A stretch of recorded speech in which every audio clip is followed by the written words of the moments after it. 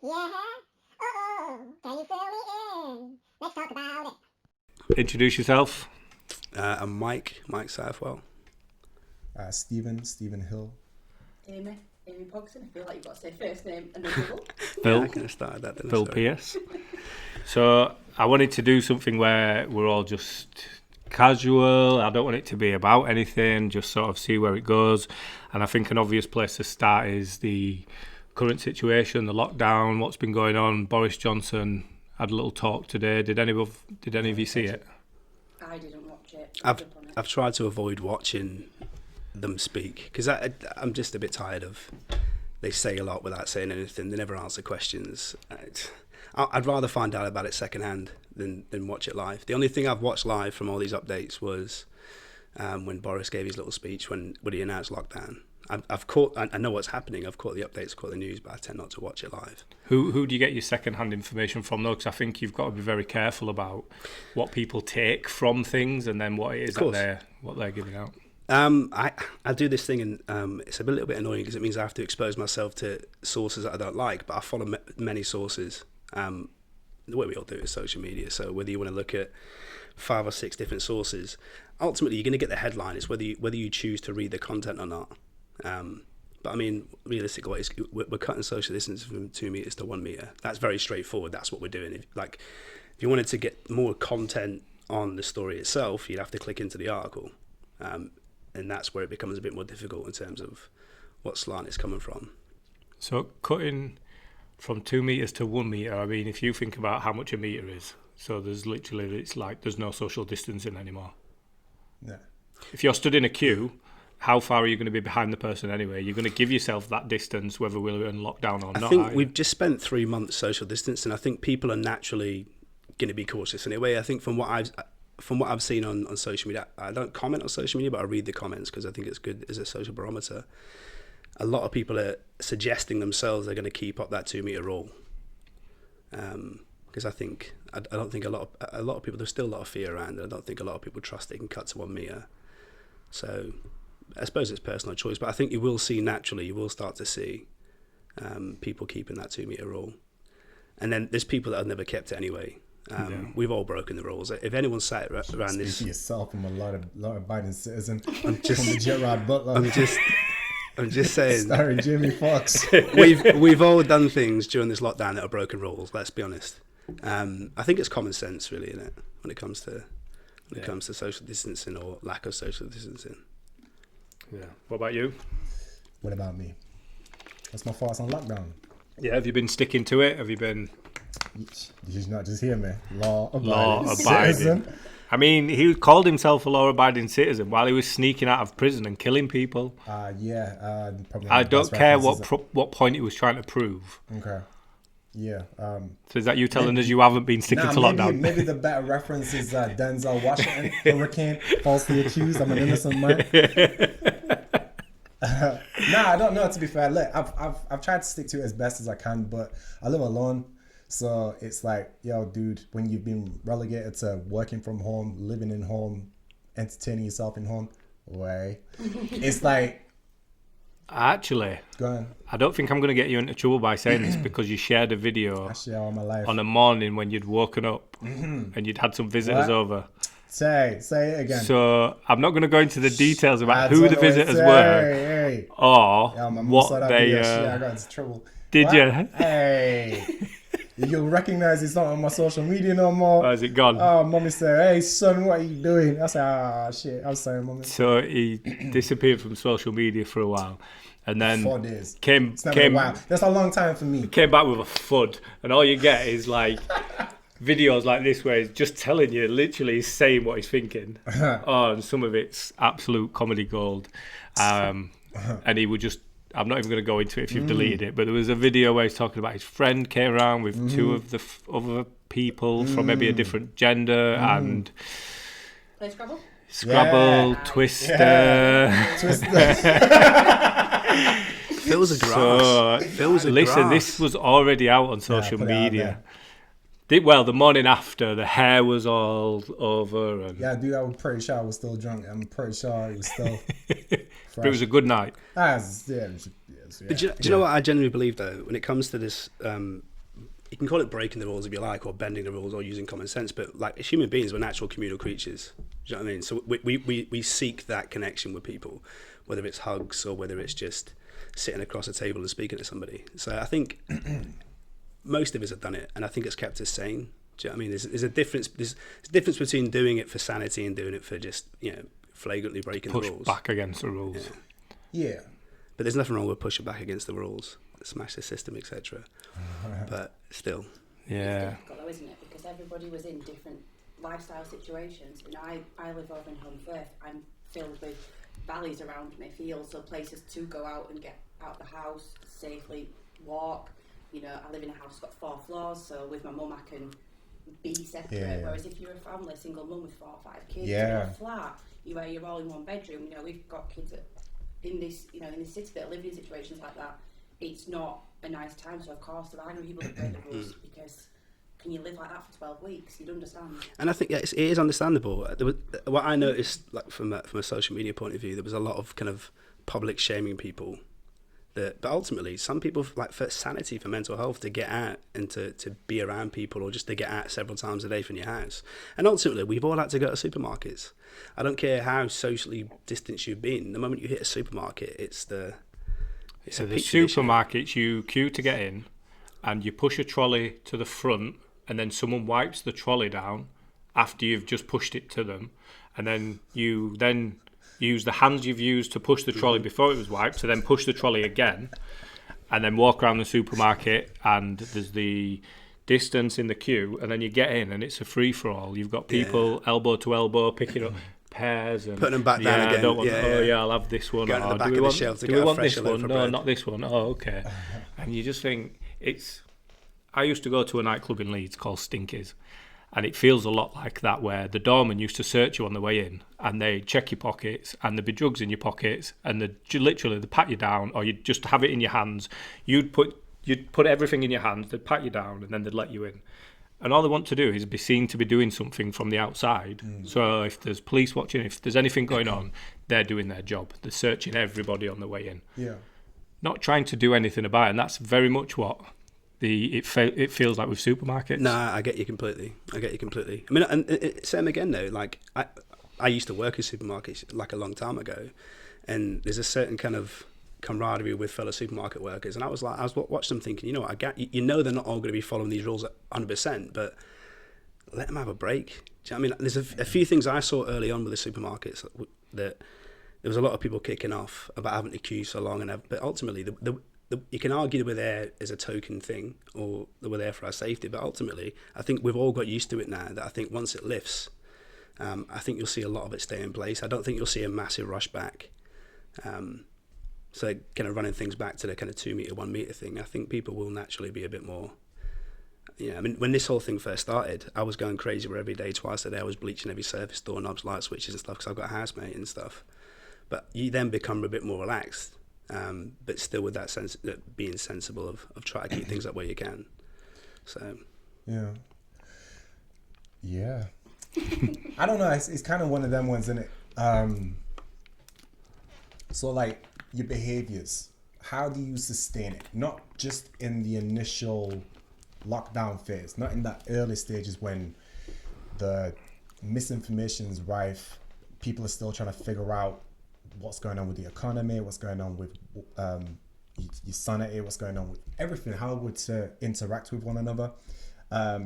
During that early phase, I know there's still a residue of it now, but it was fear.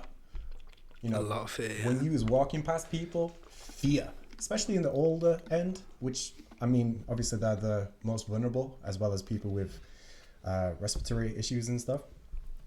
So it's kind of warranted, but even as like most people have started to calm down and have a bit more of a fatalistic approach to it, it's kind of like, if I get it, I get it. But that's what it's seemingly to be now.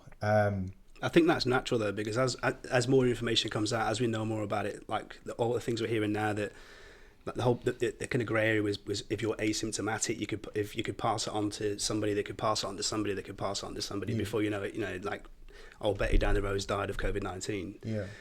I think now we know that things are a little bit different. I think there is a little bit less fear.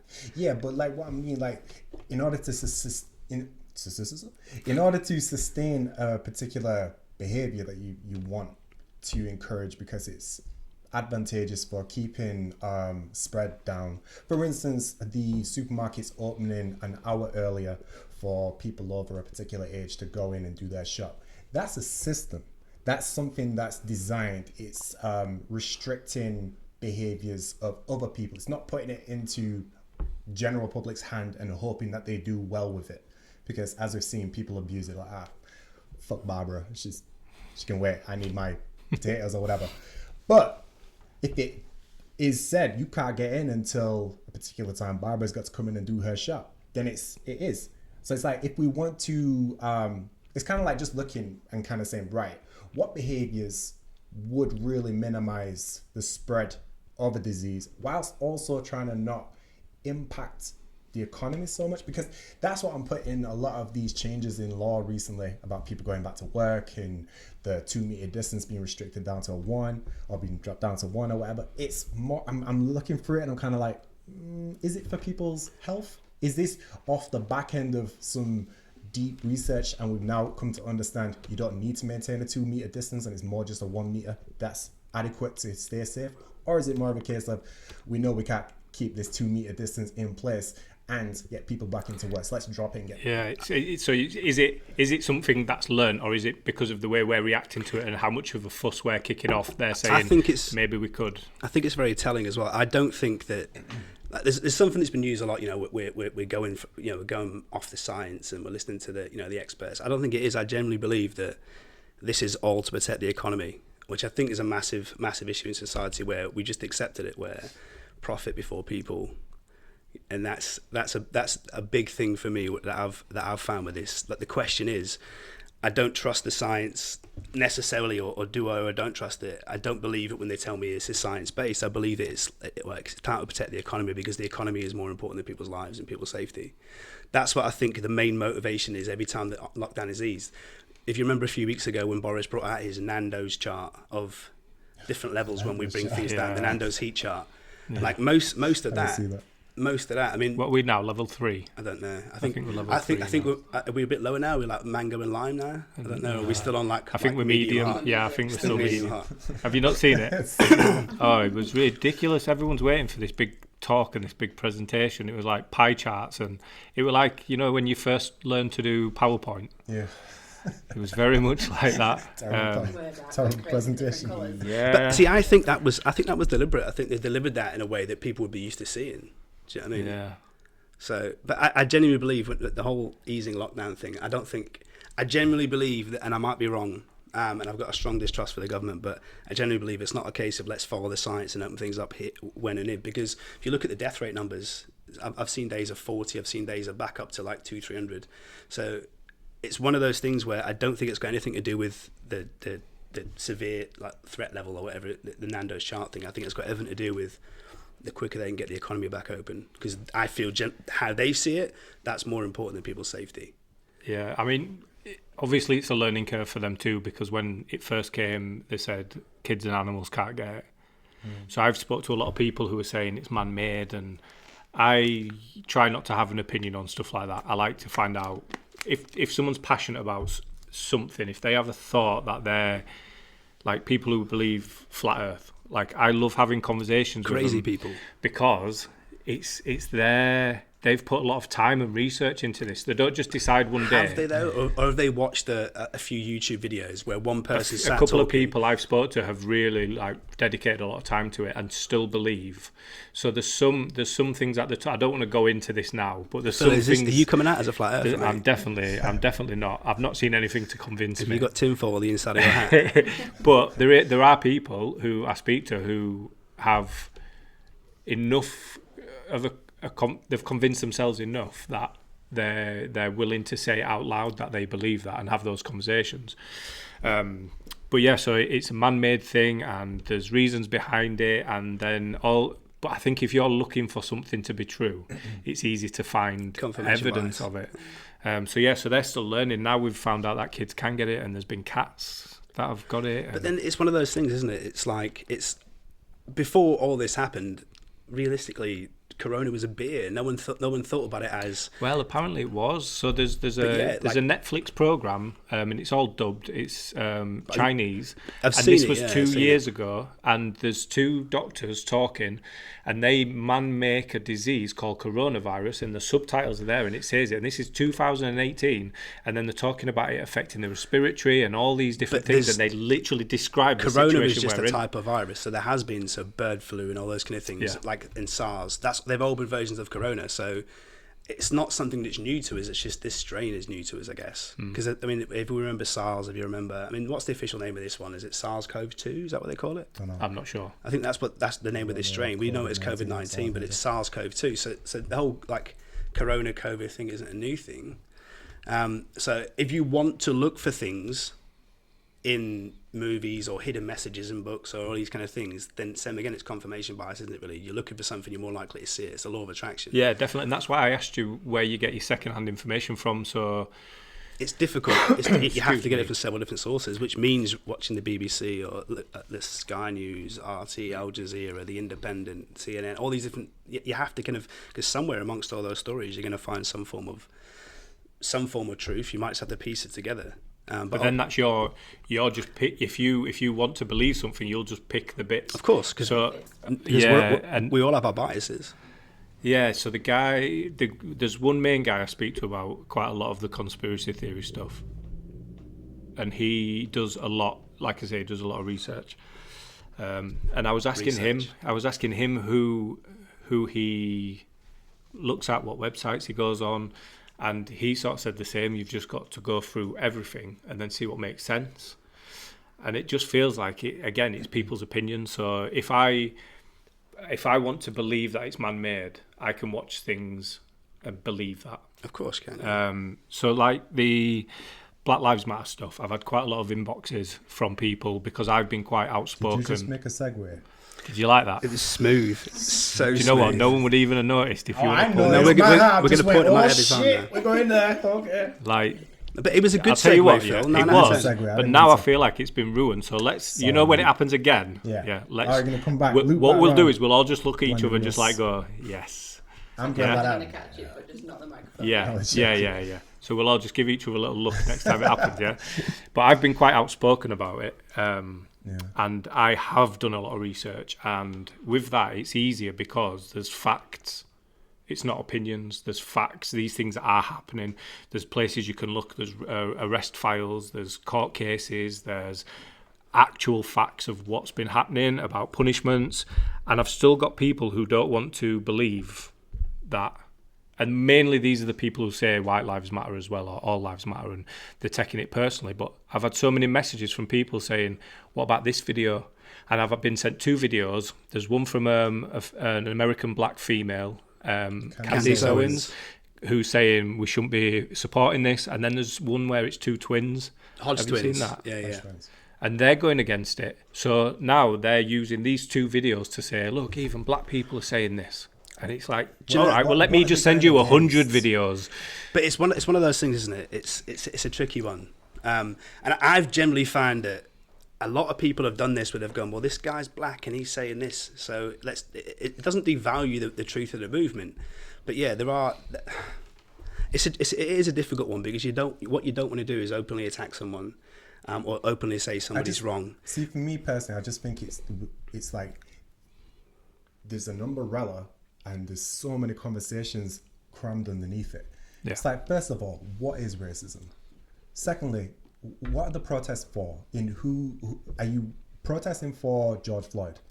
Well, no, that sparked it. That sparked the movement, but it's not the reason for the protest. And that's been another thing that a lot of people have said. We're protesting about. There's a lot of confusion, is all I'm saying. There is. But these questions that easily have been answered multiple times in multiple different ways. But I'm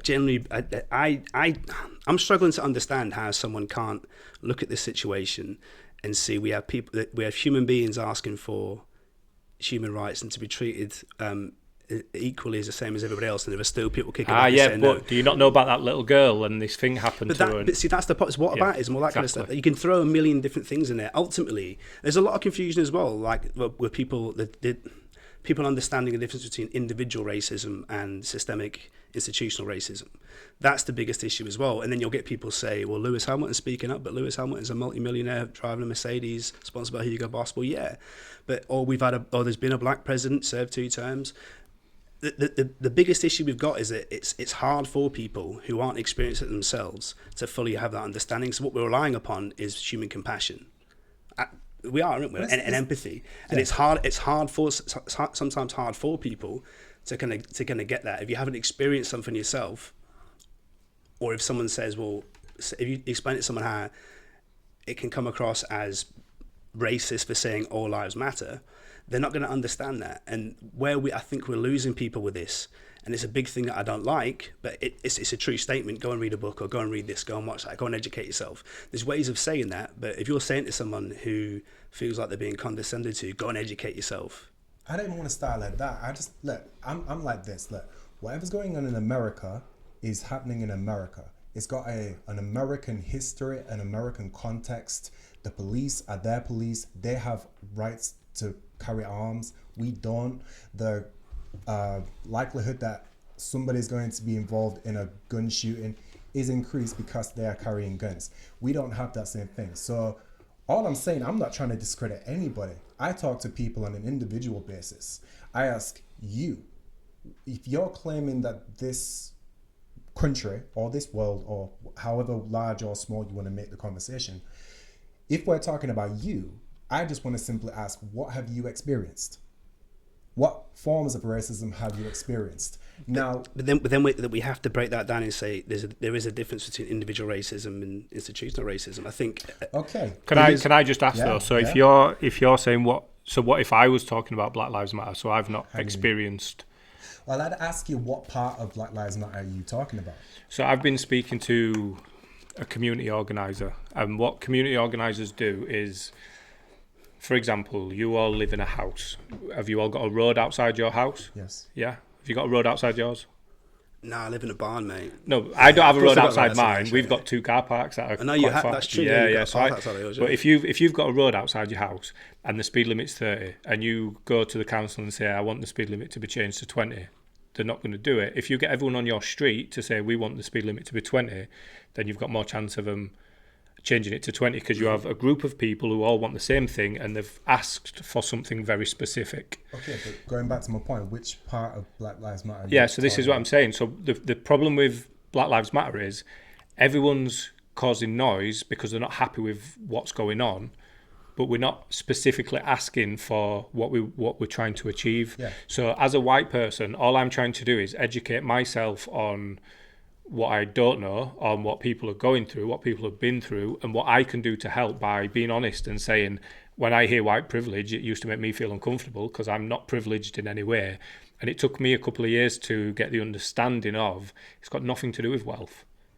When I put an application form in for a job and then I turn up, they see my name, Phil Pierce, and I walk in as a white man, and that's what they're expecting. If I was a black man with a white man's name, and people have said this to me, they walk into a job interview, and as soon as they walk in and they see that, he's called John, but he's black, and they're sort of like, oh, hi, come in. And it's that I wasn't expecting to see a black man. I will never know what that feels like. So it's about me educating myself. But you said you want to talk to people about what they've specifically experienced. But how can I support Black Lives Matter? It's a difficult question to answer for us. One second. Look, we've not answered the simple question. Okay. What is Black Lives Matter? When you're talking about Black Lives Matter? Yeah. What exactly are you recognizing needs changing? This is what I'm saying as a community organizer. There isn't seem to be something specific. So for me, it's not a clear area, is there? This is it. I feel like there is though. Sorry. It's okay. There's people are protesting. It goes back to what you were saying earlier. Are you protesting for this Black Lives Matter? Is it because of what happened in America? Right. And I think when you said earlier about you finding it difficult, why people don't understand the importance of it, and it's because maybe media is playing a massive part, lack of education. But people are joining in the protests maybe for different reasons to other people that initially organised them. You might have people then turning to looting, rioting, whatever that may be.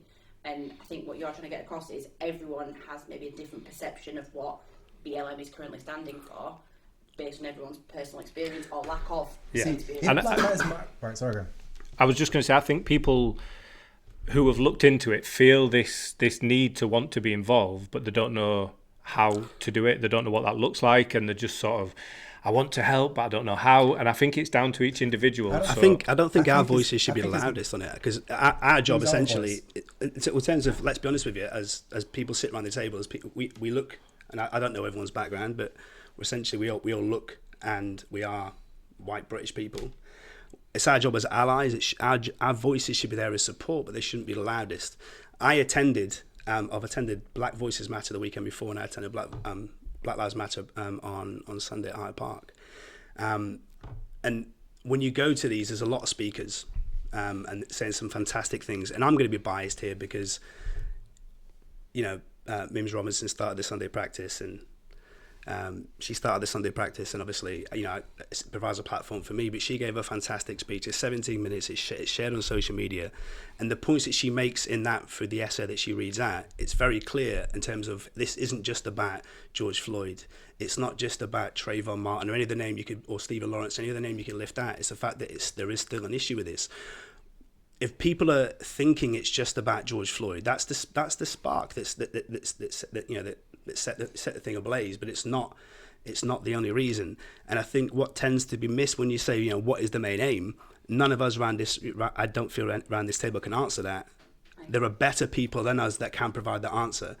But they're not speaking, is what I'm talking They are about. speaking. What, They are the actual speaking. specific points. Yeah, they are. So what is it that people are trying to get then? And it might be my own closed Let's- offness, let's but I take- try to find. In America, the context is black people being shot. I get that.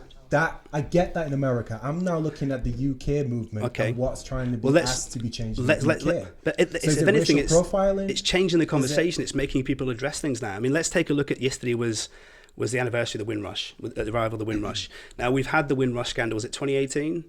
And it was the way that British citizens that were invited and came here to help rebuild this country, the way they were treated. Yeah. If we don't think there isn't, I'm not saying you're suggesting there isn't, but when people ask the question, we don't think there is institutional racism in this country.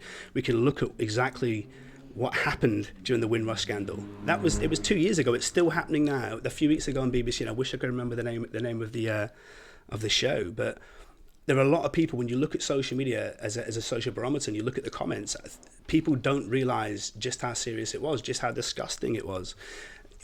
How many years ago was it 93 with Stephen Lawrence? I mean, there's lots of things that happen in this country, and they are being spoken about, and there are people speaking about it on platforms, and those are the people we should be listening to.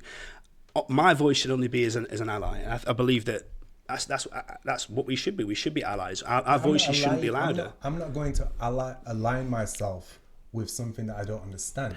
Have you been to a protest? One second. If I'm looking for clarity of understanding around subject matters or felt feelings or what, like, I've seen it.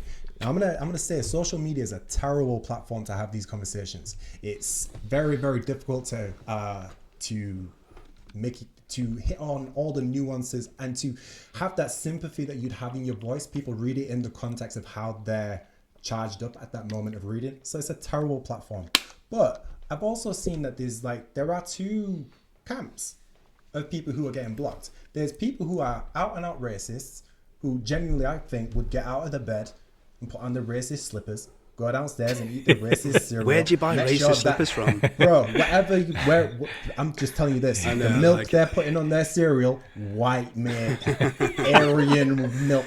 They only eat Milky Bars. No Yeah. no dairy But milk. what I'm saying is that you've got them grade A top shelf racists, but then you've also got the people who are genuinely just fucking confused. Now, in that camp of people who are confused, we need to take time. This is what I'm saying about what is racism, right? Because look, for me, my definition of racism is it's negative ill intent.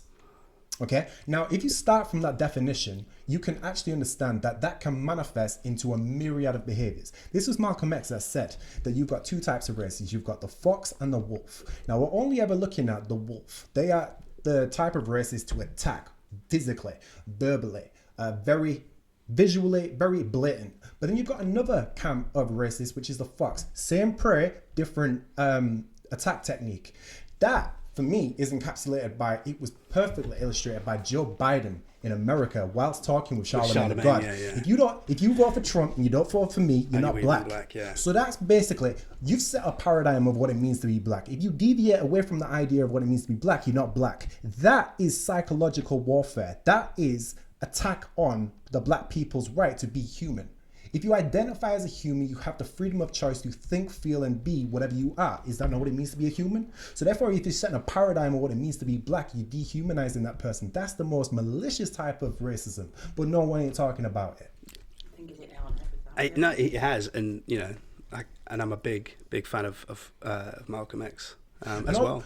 So my only point, I'm just saying, it's interesting. My only point would be is that from that, in terms of ill intent, that's on an individual level. I genuinely believe you could remove every single person from this country that's racist, and just have people that weren't racist, right? Let's create this picture a moment.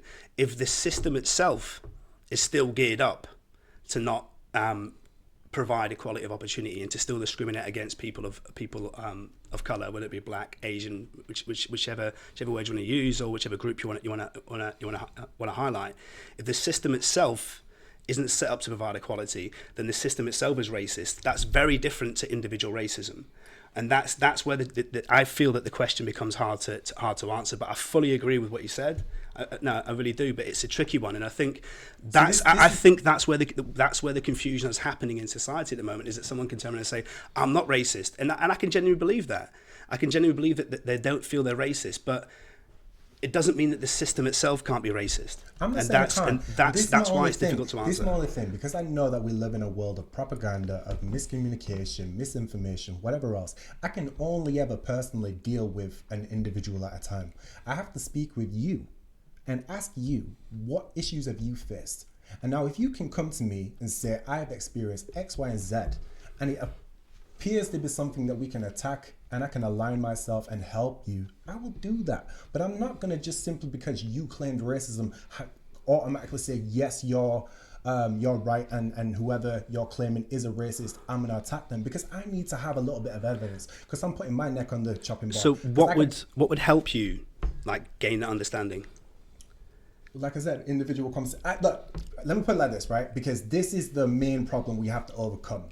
And this is what nobody's talking about, because it seems like it's got some nefarious connotations to even raise the question. But I was speaking with my friend the other day, Alex from London. He's a dancer, mechanical, shout out. Great guy. We were having a really in-depth, open, honest conversation. He's a black guy. Now, I asked him, when does it stop being racist? So if a white guy has an altercation with a black guy, is that automatically racist? And he said, I don't understand what you mean. I said, if a white guy got into an altercation with you, would it be automatically racist? He said, it wouldn't automatically be racist, but I'd walk away feeling that it was racist. And I love that answer, because that's the most honest answer I've had to that question since I've asked it. Now I'm like, right, that's a problem.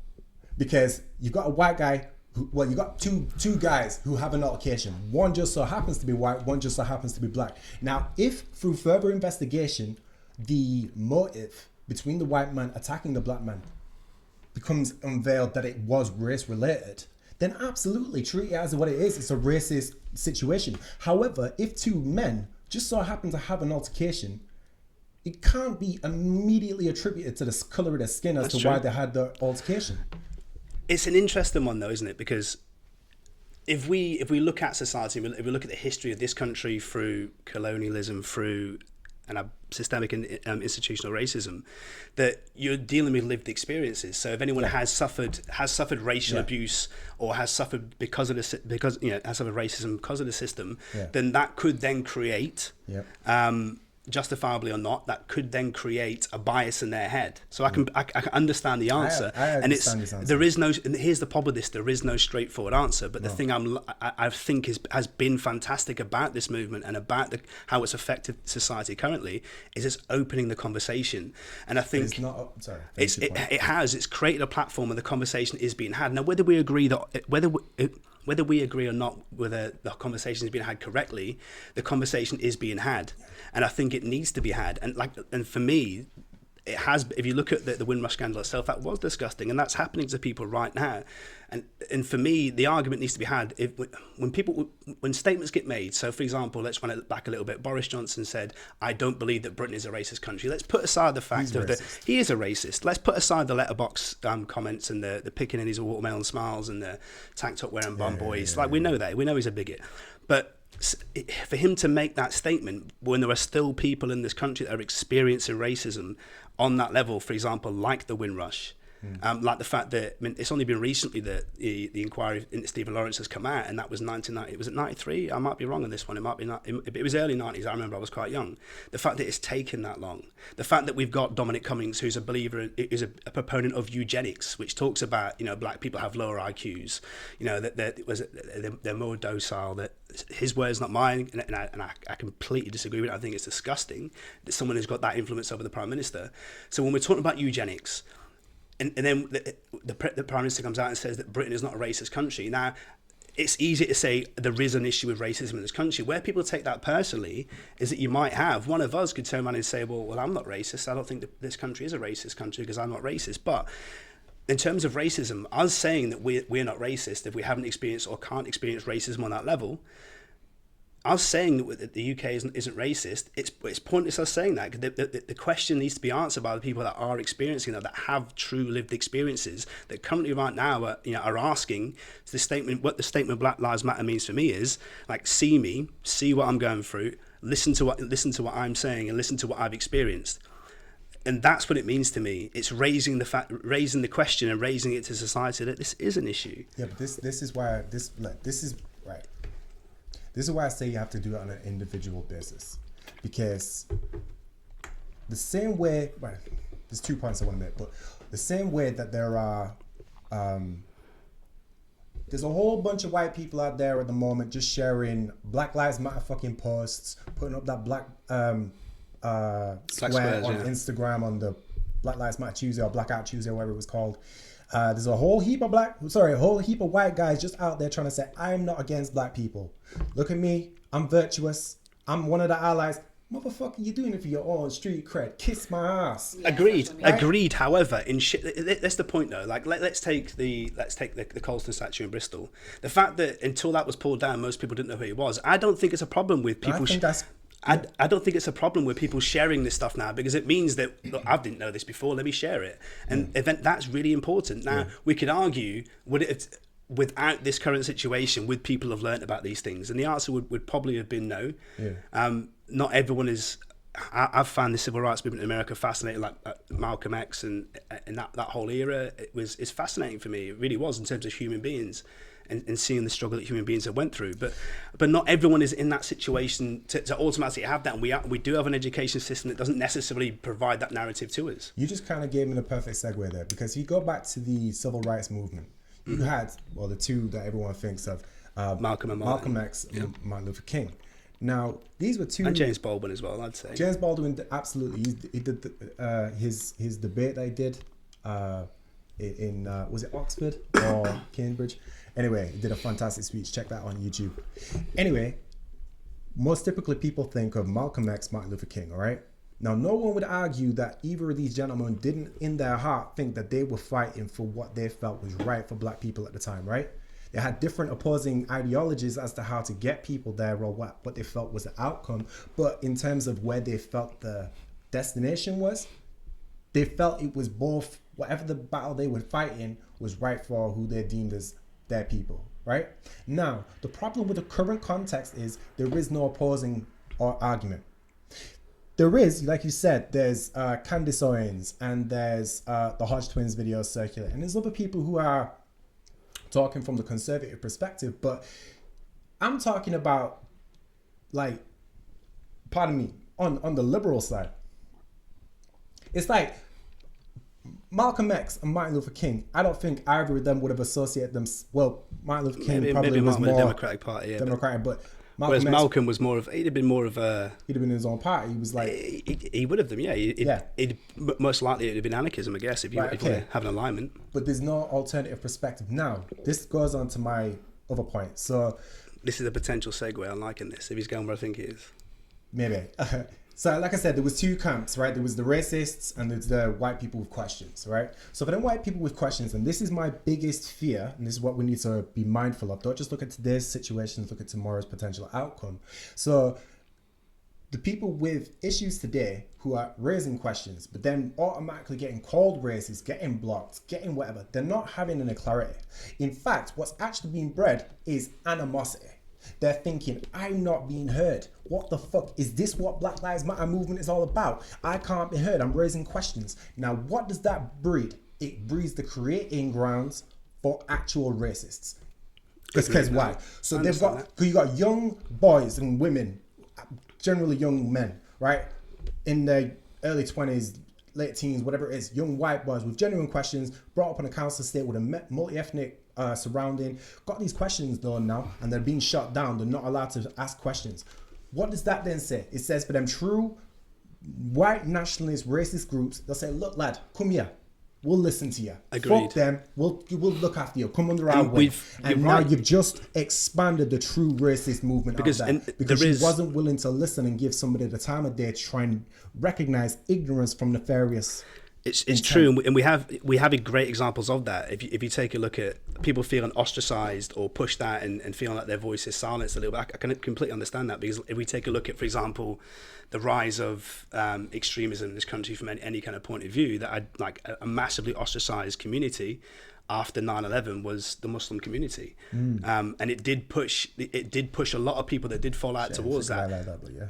But that's where I thought you were going with the segue. Yeah. But like it is a great example. But the problem lies within, and I think you're right, is that, and I'll bring it back to this, and I'm very much aware this is me and you talking and not everybody else, and maybe we should bring people in. But the fact that the problem becomes is that there is a lot of virtue signaling agreed, but my voice, your voice, Phil's voice, Amy, it's all right, it's all good. Sorry, our voices shouldn't be loudest on this. We should be having these discussions, right. but our voices shouldn't be loudest on this. So when people are asking questions, who's shutting them down? Yeah. And it's been a very interesting one as well. If you take a look at, for example, the TV shows being pulled off. Now that's no activist, and I'm a political activist myself, but no activist has gone to Mars and said, address Uncle Ben's. No activist has gone to the BBC and said, look at Little Britain. Now that's them themselves. If those companies want to address, those streaming sites want to address that content themselves and decide whether it's controversial or potentially offensive. That's what's great about this right now, that this movement is making people address that. But the key point is that people getting angry about that are saying this is going crazy now, but it's not the activists themselves that are making those companies look at themselves in that sense. So it's not an easy one to answer, but the only people that can provide the answers, I genuinely believe, are the people that have lived those experiences and can talk about it from experience. And this is why I do think it's key that I've learned a lot myself, just on Sunday alone, from the speakers that spoke on Sunday, especially. And like I said, I've got my biases. That I think Mims Robinson is a fantastic human being. But her speech, it's 17 minutes long. It's on social media. If anyone goes onto my page, I'll share it later on. Watch that and understand what the message is in terms of what I feel they're saying, what Black Lives Matter is. The point of the people attacking back, I generally feel that it is white people that are virtue signaling, maybe, that are attacking these people. Yeah. And I feel like it is less the people that should be answering those questions. Yeah, and I just want to put this out there because it has seemed like I'm fighting for white people to have a voice. Not at all, mate. I can understand how that can be interpreted. So let me just put it like this. I recognize that white hierarchy, the top end of white people, the general white people who are just out here working class, trying to just fucking fend and survive and just what. I don't think there's any nefariousness predominantly in their actions. They might have been swayed in their narrative in the way that they perceive black people or Asian people or whatever due to the news that they read, but I don't think they wake up with any necessary nefarious intent in the heart. Anyway, there's definitely some issues. I just have to be clear as to what the issues are, and it just has to be clearly articulate. Look, people such as Akala, great, fantastic. People like, who else is like a British sports person for that? Loki, yeah, very outspoken. But I think who's that guy from Top Boy? Who's Ashley Walters. Ashley Walters. He went by Ashley D. That's how I was thinking. See, I got back to those So Solid days. Yeah, but it's kind of like you've got black men in the UK who have done a lot and do a lot and have got the platform to be a voice, and I think it's like it's lacking leadership, and I think that's what it's really needing at the moment. It's just a lot of people with grievances. It's hard to it's hard to have a leadership thing, and this is something I do want to address. I've seen a lot of this by people who talk about there's a manifesto of Black Lives Matter and they're cultural Marxists and all this sort of thing. Ultimately, what you're dealing with these is individual groups. Let's look at here in Leeds. There'll be a Black Lives Matter Leeds, there's a Black Lives Matter Huddersfield, there might be a Black Lives Matter London, there might be a Black Lives Matter Stevenage, Liverpool. These are individual groups. There isn't one head leader of the whole section. I think I know where you're going with this. We're saying that there isn't a Malcolm, there isn't a Martin, there isn't a James Baldwin, but it's hard to say that this is the whole movement that has one leader. That's not how it works. Do you know what? Look, if what you're talking about, because you're right, there's Black Lives Matter protests that are happening in Manchester and Leeds and London, and now that's personally how I think you sort out worldly issues. If each demographic is simultaneously committed to addressing the issues within their local district, then you can simultaneously affect the world, right? So if there's issues predominantly going on within Manchester police force, or the Manchester lack of funding for black community centres, or whatever the issues are per geographical location, that's the more adequate way I think you address these issues. Now bear in mind, Agreed. there may be limitations to what a council can do because they're restricted by government funding that goes a step above, but then you're working incrementally above. You're not starting at the top and then working down. You start at the local. Wholeheartedly agree, mate. Local demographic, and you work up. I agree. Personally.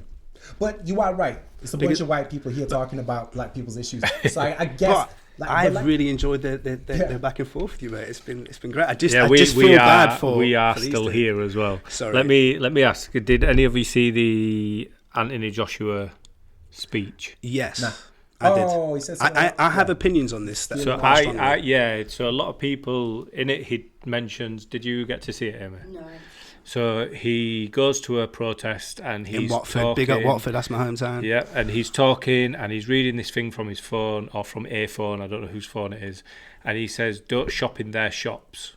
Support your local black community." All right. And there's been uproar about how he's been racist towards white people. It's now. been misunderstood. Yeah, this is it. This is exactly my point. So this is the media thing. So if I want you to go against Black Lives Matter, my second-hand information for you is going to be, Anthony Joshua said, abandon all white shops. Same again, if you watch the speech and understand what he's trying to say, it was very much a simple case of, and I'll address something first. People look at this and they don't agree with attacking the police and vandalism and riots. A small portion of these protests has been that. However, but a lot people will then blanket it and say they've all been violent. If we're saying protest peacefully, don't protest like that, what's the best way to protest? Protest economically, of where you spend your money. Yeah. So what he's saying is, don't spend your money at companies that are racist, or companies that are white supremacists, or companies that take advantage of the black community. There's nothing wrong with saying, but support local companies. Yeah. And that's what he was saying. He wasn't even saying that. Yeah. It wasn't his speech. He was reading what somebody else had wrote, because at one point they're talking about we need to educate our youth. And he's saying, he's reading it, and he's saying, we need to educate our youth. And he goes, you know what, I actually believe this. And then he talks away from the phone, and he talks about how we need to educate young people from, low income backgrounds and all this. And he goes away from the phone, and you can hear him talking about his opinion about the little bit that's on that phone. And he finishes that, and he's like, that's all I've got to say on that. And then he goes back to this list that he's clearly not written. I think it demonstrates a lot in terms of racist opinion, because you can use that, and you can also use the Storms example, which I'll bring up in a second. But the point of Anthony Joshua is, he was the nation's darling, right? He's winning Olympic gold, nation's darling, turning professional, creating a platform so that other British... He and I'm a big combat sports fan. Anthony Joshua rebuilt and relaunched the pay-per-view model so that all fighters are making more money. And it's a dangerous sport. It's a very short career and you're getting punched in the head. But all fighters are making more money from this. And we raise them up as a darling for that. Becomes a world champion. Unified world champion, 2-time unified world champion. And everyone raises him up. He's a great role model. He says something which is misinterpreted, and straight away, he's attacked. Yeah. And you can then take the same thing from that, where, I don't know if you saw, Stormzy is placed to, and I can't remember the amount of time it was, but he's placed to to invest 10 million of his own money to anti-racist causes. Now, I saw this in several different places, and I always do this, and there's a reason why I do it as a poet and a spoken word artist. I like to know the feel of, in terms of, it's like a social barometer. I like to know what people are thinking. You look at the comment section, people saying it's racist because the headline leads to black charities, and someone says, what if a white person said they're just going to give? But actually, click up the article, read it. He says he's going to give it to anti-racist charities. What is fueling a lot of this? And is stoking the fire and awakening a lot of bigotry and racism that I do feel genuinely exists in a lot of people, because you're not going to get that. Hence, the comments is the media's how they're framing that, because the headline reads Stormzy is committed to spending 10 million to black charities, when realistically it was anti-racist charities. Yeah. And I think that's important. But there's two issues there. There's one, the media are shady as fuck, and two, it's not creating racist opinions in people, it's just waking them up. And I genuinely believe if we go back a few years politically and we look at the European parliamentary elections when UKIP won a few years back, and which unfortunately shot Nigel Farage onto the world scene, which I hate Nigel Farage, but that's a different subject. It emboldened people. You then had Brexit, it emboldened people. You then had, I'm not saying all people, some people. You then had, every time there's a terrorist attack and people are allowed to speak from a certain point of view, it will embolden people. When your prime minister is saying racist things, it emboldens people. Casual racism is a huge issue in this country. But when you've got events that are happening politically or democratically, or you've got leaders openly being racist or openly being bigoted or openly being homophobic or transphobic or any other crap, that has become a lot of kind of, what's the word I'm looking for here? It's rife in society. So this country does have an issue with racism, and there are lots of examples you can look back on. The media has an important job, and I think it's a difficult situation at the moment, because growing up as kids, our parents could watch BBC and you feel like you could trust it. You speak to your grandparents, they'd watch BBC and you could trust what the BBC said. I had this conversation with my auntie who's in her mid-60s a couple of weeks back. You could trust the BBC. These days, people feel that they can't trust any media source, and that is hard. That's difficult, because what it does is it emboldens, it makes people feel comfortable with that, not just casual racism, but outright racism now. So we are seeing a lot of that. And whether you said that social media as a platform may not be the best place to have these conversations, but it's very interesting to see people's opinions, because they do feel there's a bit of anonymity, because there's no one there to come back at them and they can say whatever they like. So there is a big issue. There is a big issue with racism in this country, because you can see that if your first response is Anthony Joshua is racist because he said, I'm going to interpret this as this, but it wasn't, because context is gone. We remove all nuance and we just say, he says this, I feel like that's an attack against me, so I'm now going to say something back, and I'm going to say I've been racist. Now, it's an interesting one as well with the concept of racism, where can a black person be racist to a white person? On an individual level, yes, of course they can. Anyone could be bigoted or discriminate against anybody else. But I generally feel at the moment, through unintentional ignorance, through lack of education, through the media being very irresponsible, there are a lot of white people right now that feel that Black Lives Matter is racist towards them. Yeah, but yeah. Look, sorry, I rambled on. No. Do you want to say anything? No, you're all right. I just think what you've both highlighted a lot there, maybe unintentionally at times, but it is ignorance, because you've mentioned how social media is a massive catalyst behind a lot of the issues, but at the same time, as you mentioned, it's also raising awareness. So is it social media that we need to be looking at? Is it human rights, freedom of expression, freedom of speech, or is it we need to be looking at education and how we can educate our younger people in society to know that social media is out there, something that's very predominant in their lives, and how to utilise it in the best way. I think education. See all these articles, you know, from Sky News, you've got them from, you know, The Sun, all these different tabloids are out there as well, and it's about them having that education to then form their own opinion. To form critical thinking, yeah. That is a key point, because it is really difficult. It's hard, because it's like the concept of, I don't know where everyone stands on the argument of freedom of speech. Now, like Katie Hopkins, poisonous bitch, has been banned from Twitter, and then people are saying that's an infringement on their freedom of speech. It's not. Twitter are a private company; they can have their own rules and regulations. But what I do find I'm hearing a lot, and I don't know what your guys' opinion on this is when it comes to freedom of speech. Now, an understanding of what freedom of speech is, because I am free to express myself in any way I want. I am not free from repercussions. If I say something offensive to you, I'm free to say it, but you're free to respond. And that's the point. Now, if I am imprisoned and incarcerated for saying something which is offensive to somebody else, that's when you then get into the grey area, because then it's quite a murky area with things like hate speech and inciting violence and inciting hatred. It's not a straightforward answer, but the whole freedom of speech argument right now it's frustrating for me, because it's a cornerstone of a free society, freedom of speech. It is a cornerstone of democracy. But there are too many people that have the wrong idea of what freedom of speech is. If I say something offensive to you and you find it offensive and you say, don't say that to me, and kick my ass, you've not infringed upon my freedom of speech, because I've been free to express myself.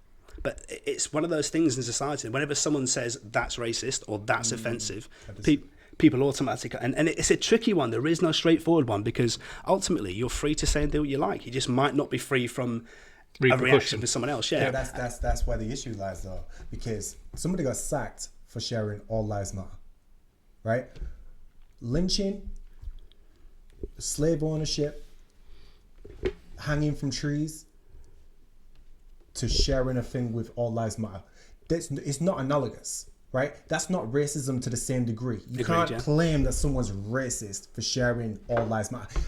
Fair enough. The term All Lives Matter has absolutely been used as a way to try and combat the severity of the issues being raised by Black Lives Matter, by racist white people. Fair enough. It could be a term that's been hijacked, and therefore you, as a non-racist white person who's using the term All Lives Matter, have to be aware, look, that's not the right term, mate. It's been hijacked by racists. You're going to be thrown into that same camp. You have to be more aware. However, just because someone shared the term All Lives Matter, we have to have the fortitude and the patience to kind of step back and go, look, is it racist? And question it. Agreed. Yeah, agreed. But the thing is, when people are saying All Lives Matter and White Lives Matter, it's in response to Black Lives Matter. Context is important. If they were saying it 6 months ago, all lives matter, fair enough. We agree. But all lives do matter. But when it's a fight back, when it's saying someone says Black Lives Matter, it's saying no, all lives matter. Right. And when it's right, and you're right. And this is the thing. This is the problem that we have got in a multicultural, multi-ethnic, multi-religious community. Country or whatever. You're trying to simultaneously align a narrative, a social narrative, whereby each demographic, each person individually can look upon and draw meaning and a sense of self-worth from. Whereas if the current narrative is that white people are superior, black people are less so, then obviously black people don't want to say, look, nah, fuck that, we're changing the narrative. We're going to make sure that the media represents us fairly and rightly. We're going to make sure that our education is taught within school, etc., etc.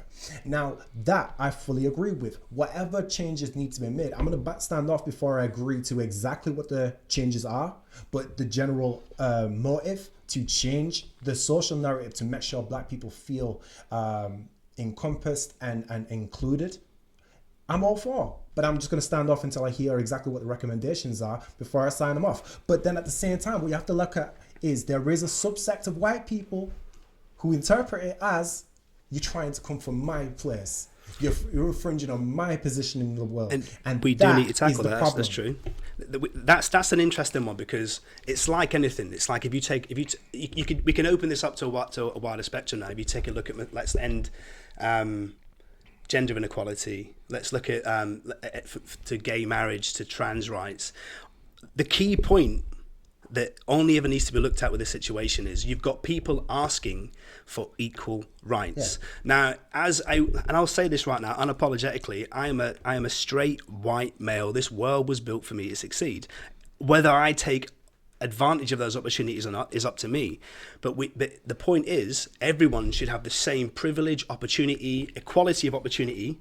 That's a key point, equality of opportunity that I have, that everyone should have that same point. So when people are asking for equality, it doesn't mean that I have to lose my privilege, It's not about pushing people down to a level. It's about bringing everybody up to the same level. That's the key point with this. And ultimately, that's all Black Lives Matter is. It's people saying, that like treat us like human beings. Yeah, and sorry, that was my last point, and I'll stand off someone else. We can are talk. kind of hijack this. Sorry, guys. No, you're okay. My final point is, I don't want to. Every 6 months, this conversation reemerges, and I feel like sometimes it's used around a political election time. They use it to pull people in one direction, to cast votes in a single way, and I hate how it's weaponized to turn us against one another. I really want to look at the single matter of its dehumanization. When you bring it back to its core, sexism, racism, homophobia, or any other kind of social division is based predominantly in this dehumanization, right? And dehumanization is its main issue. Now we have to recognize that racism is like murder. It's always going to be present. There's going to be, no matter how many laws you throw into the mix, you're never going to be able to completely eradicate the potentiality that there is some section of racism in the world. So With individual racism, yes. Yeah. But we can completely change and smash and rid society of absolutely, systemic you're right. institutional racism. Absolutely. And I think we can be on a path right now with this movement, with what it's doing and what it's making us all address in society. We can be in the, but I agree with you. If we don't enact change at the ballot box, if we don't enact change there, this is all for nothing. And that's the key point, because in the next event, so the next George Floyd or the next Trayvon Martin or the next Tamir Rice, when that happens again, this will wake up, because it needs to be there. We need to make sure that while we have this momentum and the conversation is happening, this is the time to enact change.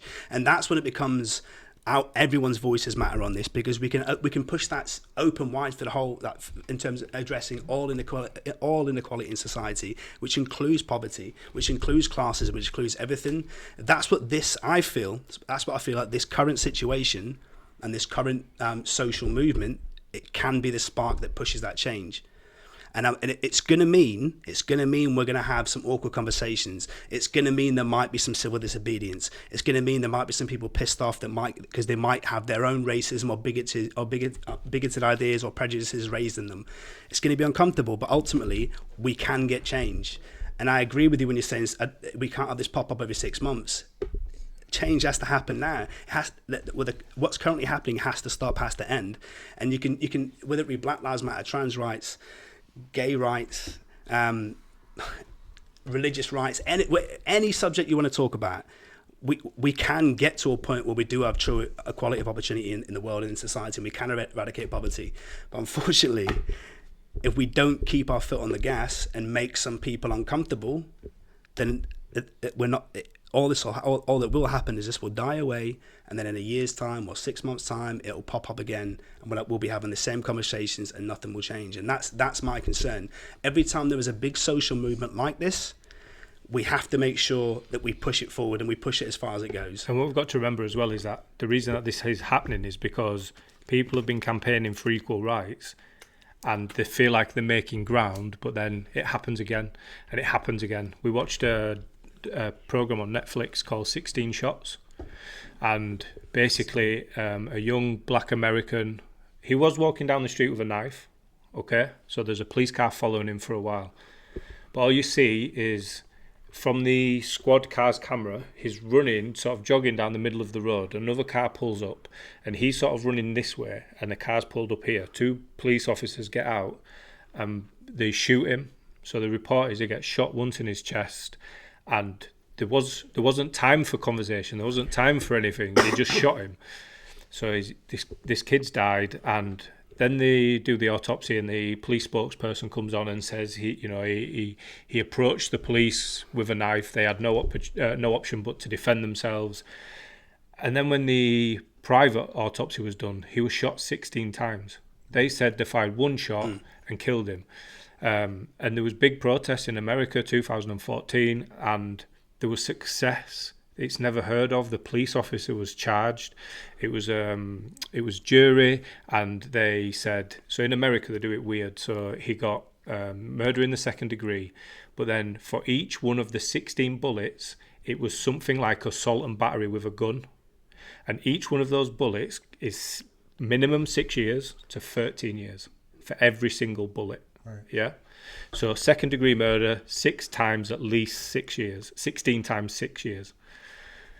So then everyone's celebrating, and it was a big thing. It was big on the news, and look, I've got goosebumps now because it's really frustrating. I've really sort of been looking into this, and like there's so many stories that are similar to this. It's just this one happens to show you the whole thing rather than it just being a headline.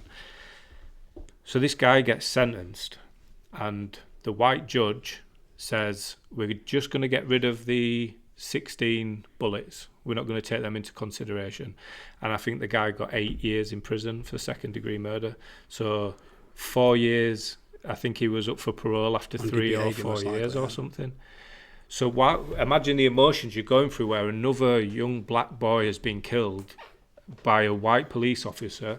He is carrying a knife, but he's not making threats to anybody, right? So people will be split on that, right? Why is he carrying a knife? The point isn't why he was carrying the knife. It was that he wasn't threatening anybody. Yeah. And I don't understand why police, if he's carrying it in his right hand, can they not shoot him in his arm? Yeah. If he is becoming aggressive, can we not look at a way like what we'd use tasers for? Can we not just immobilise this person while we can find out what's going on? It's the shoot first attitude of American this police, is exactly it. But it's all down to their training. But the problem is that this was 2014, so 2016 I think was the actual case, and then so that's recent. They've gone through these emotions of this never happens, we're never successful, police will never get into trouble, and then they do, and everyone's celebrating, saying it's going to be a minimum of 80 years. We're looking at this, and this is a big changing point in our lives. This is where we finally have equality, because this guy is going to get sentenced as if he's killed a white person, and then when it comes to sentencing, it's nothing. It's 8 years. He's out in a matter of a few. It's interesting because there's 2 points there. There's judicial system, and then there's policing. And I think a point I would like to raise on this one, and I should have mentioned this at the start, is people's thoughts. And I think we should be the last people to answer this question to give these guys a chance to speak on the subject of defunding the police. Yeah. Or see. I'll say one quick thing. There's 2 ways to look at it. There's defunding the police, or there's reforming the police, in terms of what we understand that argument to be, and whether we feel that defunding the police is a good idea. So personally, if we're talking about England, absolutely not. I don't think it's a good idea. I think rather than taking money away from the police, we should concentrate more on training, especially in America. The de-escalator situation is it escalates so quick. It goes to, we've all seen the videos of, you flick through Facebook, there'll be a copper pulls up. Within seconds, it's a gun out and it's shots fired within less than 10 seconds in most of these situations that they've happened. As well. In America. This is what I mean. So in America, things definitely need to change. But in the UK, I don't think... I personally don't feel like we have massive issues with the police. We do. If you look at the Metropolitan Police and Stephen Lawrence, there is. It's a tricky one because the problem we got here is there's hundreds of thousands of police officers in the UK, and if I said I can't scroll past a Facebook post where people say, "Oh, all these druggies at same," because we're not. It's true. And I work with police. I work alongside police. I work for the police. I have had police work for me in one of my roles, and I know that there's some absolutely smashing humans that work as a job as a police officer. But then there is always, and I think it's about their motive. Why are they wanting to join the police? And I think that's a big key point of how people police. We've only got to look at, though, if we take a look at how much training are these, whether it's UK or whether it's America, but let's take the UK for example. Now, I'm not in favour of defunding the police. I'm in favour of reforming the police and giving them more funding and giving them a lot more training so they are able to de-escalate, they are able to handle situations, they are able to do a lot of things that they're not currently able to do because they don't have a lot of funding.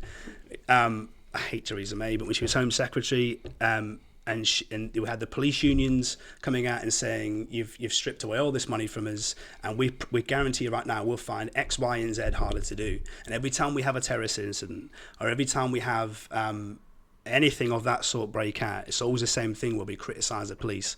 I've had horrible experiences with the police and I've had alright experiences with the police, but I'm not going to judge everyone all with the same tar everyone with the same brush. But ultimately understanding what the police are there for, they're there for public safety. They're public servants, right, to uphold the law and to make sure that we're safe, essentially, right? that's harder for them to do if they are underfunded. You are going to get more situations where you are going to get more violence or more corruption or more cock-ups, really, if they don't have the funding. So I am against. It's a tough one to say this, but I'm against defunding the police, because we should be investing more and reforming the police so we have better trained police out there, and society will be safer. But addressing something else, it's like the whole argument of the bad apple. If you do have one bad apple in the bunch, we do have to address that. Because we can argue that there might be 100 fantastic police officers, or there might be 100 police officers and 95 of them are great, and there's 5 that are bad ones. Now, we've got 5 bad ones, but you'll have a bigger situation where how many of those 95 that are left know that there's 5 bad ones and do nothing about it? It's an issue as well. So I think you are right, selection process, the training they get, how to de-escalate, how to handle a situation. I'm a big proponent of martial arts. I've done martial arts all my life, and I do believe that we should be training the police on how to... Brazilian Jiu-Jitsu. That's what all the police need to learn. Exactly. But is the issue actually the police, or is that the criminal justice system, the whole package of it? It's the government. Well, yes, it is as it's well. Austerity. I'm not saying it's not, but we've discussed social media, the impact that has, for example. And you've said you've had some great experience with police. We've been burgled quite a lot, so we've had some really good experience with police where they've helped. The issues we've had is things like the CPS that will then take the case further, lack of evidence. So again, that could go for funding, because is there enough of the staff, the policing body, to be able to investigate certain crimes? Yes, you will have bad apples within the bunch, just like you would have in any organisation. That's not me defending them, but that you can't then base the whole perception of the police on them two people. Because we then get into generalising it, and in general, generalising is a bad thing. I think you're right. I think there is a lot out there that we hear stories about it all the time, and we hear about the failings of the courts, the failings of the Crown Prosecution Service. There's a lot out there. I mean, just some of the archaic stuff we've got. You take a look at the rape victims in this country, and that what they have to go through just to report the fact that they've been raped. There is a lot that needs to change in this country, but we're not going to solve all these issues by defunding. We're going to solve it by reforming and investing, and it's a tough one to say to people that we've got. When you've got areas of corruption, when you've got massive parts of the system that are broken, that where there is institutional racism, it isn't as fair and it doesn't work the way it should work. But the only way we're going to solve that is to invest. And is to make sure that the system works the way the system should work. And I think part of this as well, and this happens where there's a disconnect in society, where I think people need to have an understanding. The police are not an authority over you. The police are there as a service to you, and they're there to serve and protect, or whichever saying you want to use. The police are not there as an authority over us. The police are there to help us. To keep society safe and to enforce laws when they're broken.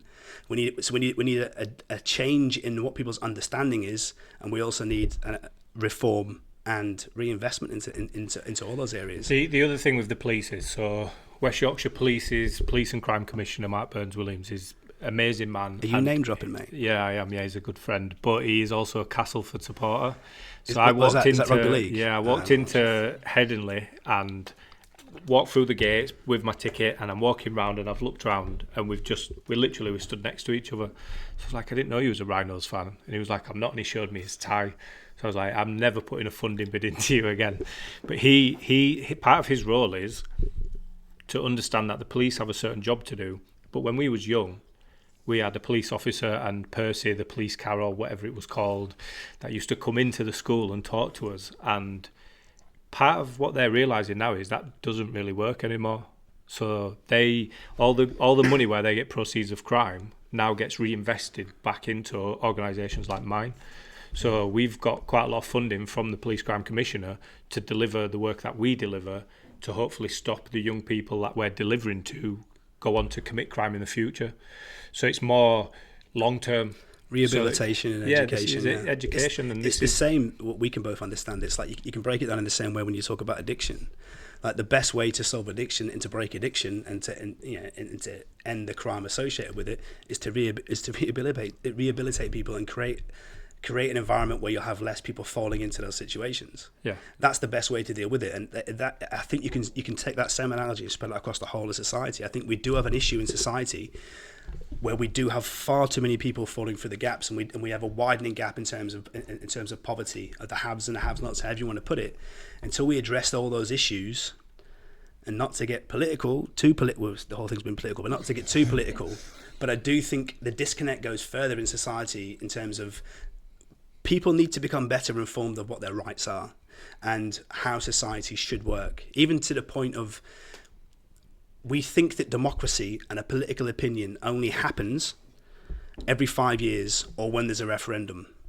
But everything is political. Every aspect of our lives is political.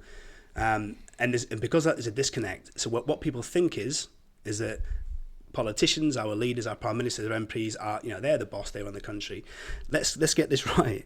We democratically elect these officials to make decisions on our behalf, which means they're accountable to us. We need to have a massive perspective change in society to realise that until we get that understanding right, that Boris Johnson, Theresa May, David Cameron, Gordon Brown, Tony Blair, John Major, Margaret Thatcher. Are you name dropping now? I don't know any of those people. I did meet Jeremy Corbyn once, by the way. But here's the point: that they are not our rulers. Yeah. They are elected, democratically elected to make decisions on our behalf. Exactly. And until we get that right, there's a weird thing at the moment when it's probably bigger in America than it is here, that if you know your rights, that makes you a problem. We should all be informed citizens. Yeah. We should all be informed politically. We should all be informed on everything. And that's the fucking that's the problem with what you're talking about, because we're uninformed. We are not economists. We don't know fuck all about trade agreements. We don't know anything about keeping the peace with other countries. We don't know anything about anything. But we are the fucking pub fucking goers, the fucking whatever we do. But do you know this what I'm is saying? why when I'm going to go What's that? All I'm saying is, right, these people are smart, right? They know how to manipulate us. They manipulate us emotionally to vote for what they think we are going to vote for. They don't care. They just want to be in the position of power. As long as they can get your vote, they'll carry on doing what they're doing. I don't agree in the current state of democracy. It isn't a democracy. They feed you headlines to manipulate your opinion so that you'll vote a particular way. It's brainwashing. If you can't see it, then even more brainwashed. There's two things there, isn't it? The first thing's a voting system, because ultimately... What, the first past the post system? First past the post. It's broken, it doesn't work, It's broken, and it's never going to change. And it's not representative. But the people in power are never going to say, we can change this, because they know they're going to lose the place straight away. But it's an interesting point, though. Sorry, a few years ago when we had the vote on PR, proportional representation, what was the turnout for it? Because same again, the education wasn't there, the information wasn't there to let us know that we could vote to change the voting system, exactly. And we didn't. And this is exactly why I'm going to go back to, and obviously I am a teacher, I'm going to advocate this, but education is so crucial here. Like I was talking to you earlier about my role as a citizenship teacher and leader of it at the school, and we are essentially educating the students on this. We look at the voting system, when they're in year 10 and look at it, and things like in Scotland, they use STV, single transferable vote, and it's essentially not making one vote, but it's ranking, right, I might want you as my number one, but if I don't get you, I'd like you as my number two. And that way, as citizens, you get more choice, but you're more likely to be represented in Parliament, whereas at the minute, we've got a system where you don't have to get the most votes in the country. You just, in your little constituency, you've got to get that one extra vote. Exactly. In Labour, UKIP, Green Party, whatever it may be. And that is the issue that we've got. And We've got a government that is running our country with less than 50% of the actual vote. 30% of the vote, yeah. Exactly. It's really interesting, because what you then get is a situation where I live in Leeds North East, which is a Labour stronghold, and I voted Labour. But if you're in a situation where if you don't want to vote Labour, your vote literally doesn't really matter. Yeah, the area that I lived before I moved up here was an area in Lincolnshire, just border of Lincolnshire and Cambridgeshire, and that was a Tory stronghold. And your vote didn't matter because it's a traditional Tory seat, or it's a traditional Labour seat, or it's a safe seats. So we don't have that situation, and we have this idea. It's worse. I think the Electoral College in America is worse, but we have this idea that we are this great shining example of democracy, when our democratic system, our system that we use to vote in our leaders is broken. It doesn't work. It doesn't represent the people, and that's a sad state of affairs. Take the last election, and we look at it and we think Boris won, and that's it. Everyone else is a loser. But if you actually look at the share of votes, and actually look at voter turnout, who actually turned out to vote, it wasn't that much of a huge gap. I mean, we take a look at, take Brexit was a big question in it, and it's been a big question for a long time, and we're looking at like a small portion, a small swing in people. Well, I think Brexit wasn't like nearly 20 to 30% of the population didn't even vote, so then... But it's true, and if you look at in terms of what we see as the free world, the two shining examples, there's us and there's the States, or the last two empires, the British Empire and the American Empire. Now, we've got Donald Trump as the President of the United States of America that got less votes than Hillary Clinton. But the Electoral College is a broken system. It still means he can win and become President of the United States. So what you do, essentially, you have your plots of land mean X amount of votes. It's a bullshit system, just like first past the post. But people think it's democracy. And it's a form of democracy, but it's not true democracy. And it pretty much means that a lot of the time our voices, our votes mean fuck all, and nothing changes. And what I didn't know what citizenship was, but from what you've talked about, if that's what we're teaching kids in school, then that's what we need. Because when you look at this, we've had generations. I mean, I'm 36 years old, but I knew about politics because my family was a politically opinionated family. You know, I was one of the black sheep, but I went the opposite direction because I could never be a Tory. But I knew about politics. I understood how the system worked, and which meant because I understood it, I was more likely to want to understand about it. And I know that it's all jargonized, and I know that it's all misinformation.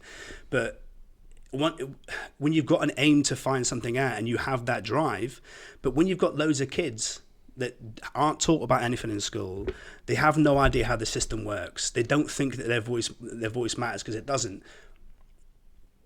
To the point that when these situations come around, most of them don't turn up and vote, and that's the shame in this. Because when the conversation's had, and I get it, politics is personal, but when you turn around and say that you don't do politics, well, politics does you in every single aspect of your life. And we should be teaching kids at school how our system works, not telling them our opinion of how it should change.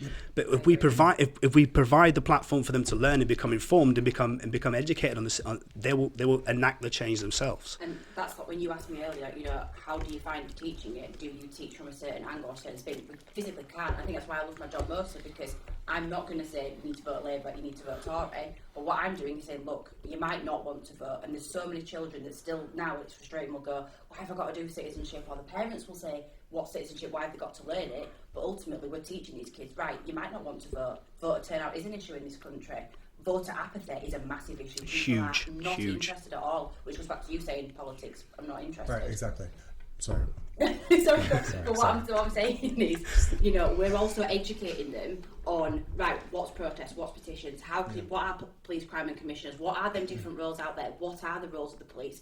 We started this conversation off funding for the police to educate our young children, but actually it's also education. It's a massive part.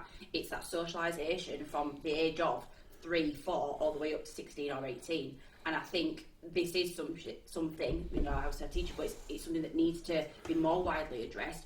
Funding needs to go into education massively, as well as the police, in order to tackle this, because otherwise we are just going to constantly see this problem within the government. Yeah, okay. Agreed. See, my thing is, people rely far too much on this policy needs changing, or this institution needs more funding, or this person needs voting in. It's like, all right, look, a lot of change occurs in the house, right? And I'm seeing far too many people pointing the shit over here and not fucking addressing the shit in here. And it's like, if you're gonna claim that your child's out there in low impoverished areas and that they're getting into contact with the police, and that is an issue to you, all right, cool. But are you out here promoting certain negative opinions of the authorities to your children? One second. I'm talking about communities in the house and in the community. Community, but right, what? Sorry, I'm trying to. Okay. Schools as well. Are you saying just the local street, the local area, the local demographic? Okay. Right. I'm simply saying it's all good and well pointing up, and blaming everybody else. But if you see Susan down the road who treats her kid like a fucking muck, she ain't out there doing nothing to help her child, and you can predict, you just know basic human patterns of behavior, that kid's not got a fucking chance in life. And in 10 years time, he's going to be out there with gangs or involved in crime or getting locked up or whatever. You could have potentially avoided that bullshit by telling Susan to pull her finger out and sort of shit But out. that's not the answer, though, is it? It's one of the answers. It's one of the answers, but it's not the biggest answer. The fact of the matter is that when it's a social economic kind of issue, because we're talking about lack of funding. We're talking about seeing people that are underfunded and impoverished areas. We change this through policy change. We change this through investing money into those areas. One second. You've got migrants. Look at the Chinese Americans, all right? They came over just as poor as any other migrant, but there was a very strong sense of family, and they took the challenge and said, look, we're at the bottom. Fuck it, we're going to work 80 hours a week. We're going to keep this family going. We're going to work. We're going to push through. We are going to get. It was that sense of family, that sense of work ethic, that pushing forward against all adversities that have pushed them to the point now where they're overperforming white people in America. They've been discriminated against for a lot of the Ivy League schools. But I agree with what you're saying. But I'm just saying there has to be an emphasis on I understand, family. yeah, there does have to be an emphasis on family, but there has to be an emphasis on people being able to spend time with their families. We currently have a situation in the country where people will have to work. I mean, when I grew up, and I'm not disagreeing with what you're saying, I'm agreeing to in part, but when I grew up, my father worked, my mother didn't, right? So there was always a parent at home. There were shit parents, but still. But the point is that was the normal family. These days, both parents work. If I take my sister and my brother-in-law, right, and they've got 2 kids, they've been married since I was 15, over 20 years now, right? They both work full time. That's the norm. They work all the hours they get, and they get what? My brother-in-law gets in, maybe gets 2 hours before my niece goes to bed, maybe 3 hours before my nephew goes to bed. My sister works full time in what she does. Same again, they get a few hours in the morning, a few hours in the evening. Then the weekend set up, so that we're then preparing for the next working week. So we have less time with the family. If we have a society where people aren't having to work all hours and actually and been able to be in a situation financially where we're not working as a main purpose of life, but we're working so we can have a better family life. We're investing in these areas, which means the family is protected, because right now the family isn't protected. Right now our main job is to work, so that the reason why we've got such antisocial behavior, forget about youth clubs and libraries and all these things closing down, it's the fact that whenever the argument goes into, it should just be a case of, it doesn't stop in the family, that's one small part of it, but what are policies, what are the government, what's being put there to help families do those things? Because it's easy to turn around and say it starts with a family, and I'm not saying that's just what you're saying, but this is bigger than just it starts with a family. Because growing up, we weren't poor. We had a lot of money, and my parents were shit. And there's a lot of shit we had to go through. And I still grew up to have mental health problems and become an addict. Right. But it doesn't just stop with a family. This is bigger, and it starts with government. It starts with policy. It links to what you're... I know you're going to direct this to you. I think these have turned off. Stopped. I'm not sure I can plug in. I don't know when to turn on. We've had some great conversations as well, man. So it's all still been recorded there, so don't worry about that. I just want to throw it back to what you said earlier. You said, if Susan's been a fuck up, she needs to be told. Who is telling her she's a fuck up? It should be the neighbours. This is the neighbours. Yeah, it should be. This is right. How are they going to know she's fucking up, and in what capacity? If her child is skipping school, if her child's getting arrested, unless you've got some bloody nosy ass neighbours, how are they going to know that Susan's a fuck up? Okay, I understand what your general point is. Yeah. What happens behind closed doors happens behind closed doors. Yeah. Fair enough. You can't know what you don't know. And in that case, it should be there for the child who's having issues. They confide in a teacher or a youth worker or whatever. And that's the route that them instances should be tackled. But what if they're underfunded? Those resources are underfunded. What I'm talking about is, you said about youth clubs, right? You look at how youth clubs started. There was no funding. It was a good-hearted citizen who basically recognized the need of the young, poor, working-class kids. They were uneducated, unoccupied. They opened up the door and put on activities. There was no funding. They relied on the community's donations. Good spirit. That's what. So if we want to talk about, it's all about funding. Look, people can put in funding bids just to keep their fucking mortgage getting paid. People can put in funding bids just to make out like they're doing something. The lack of actual projects I see that are actually set out to when they start the project to when they end the project to actually cure said issue is minimal. They're all looking at just, right, this is a 6-month program. I'm going to cure it until the next. That's why I love where I work. They actually allow us to cure the issues. They're actually out there to cure the issues. And I'm biased, I get it. But I've also worked for companies who have absolutely not had in their general ethic of organization the true commitment to sorting out said issues. Okay. So when we're talking about purity, like real love, real passion to try and help, it typically comes from people who know them. And that's going to be typically their community members. And so if we're trying to, it's loads of things that I'm talking about, like just desensationalizing crime.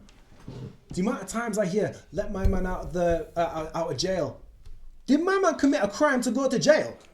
Because if he did, motherfuckers in jail for a reason. Which, right? Let's stop fucking glamorizing criminals. I get that. But unless he's been unfairly put in, then how cool. about we change the environment in which he was raised? Right? I like that. But what's the biggest way we can impact that? Because I get what you're saying. It starts with community, but like every fucker's at work. Some people have 2 jobs. How much time do parents get to spend with their kids?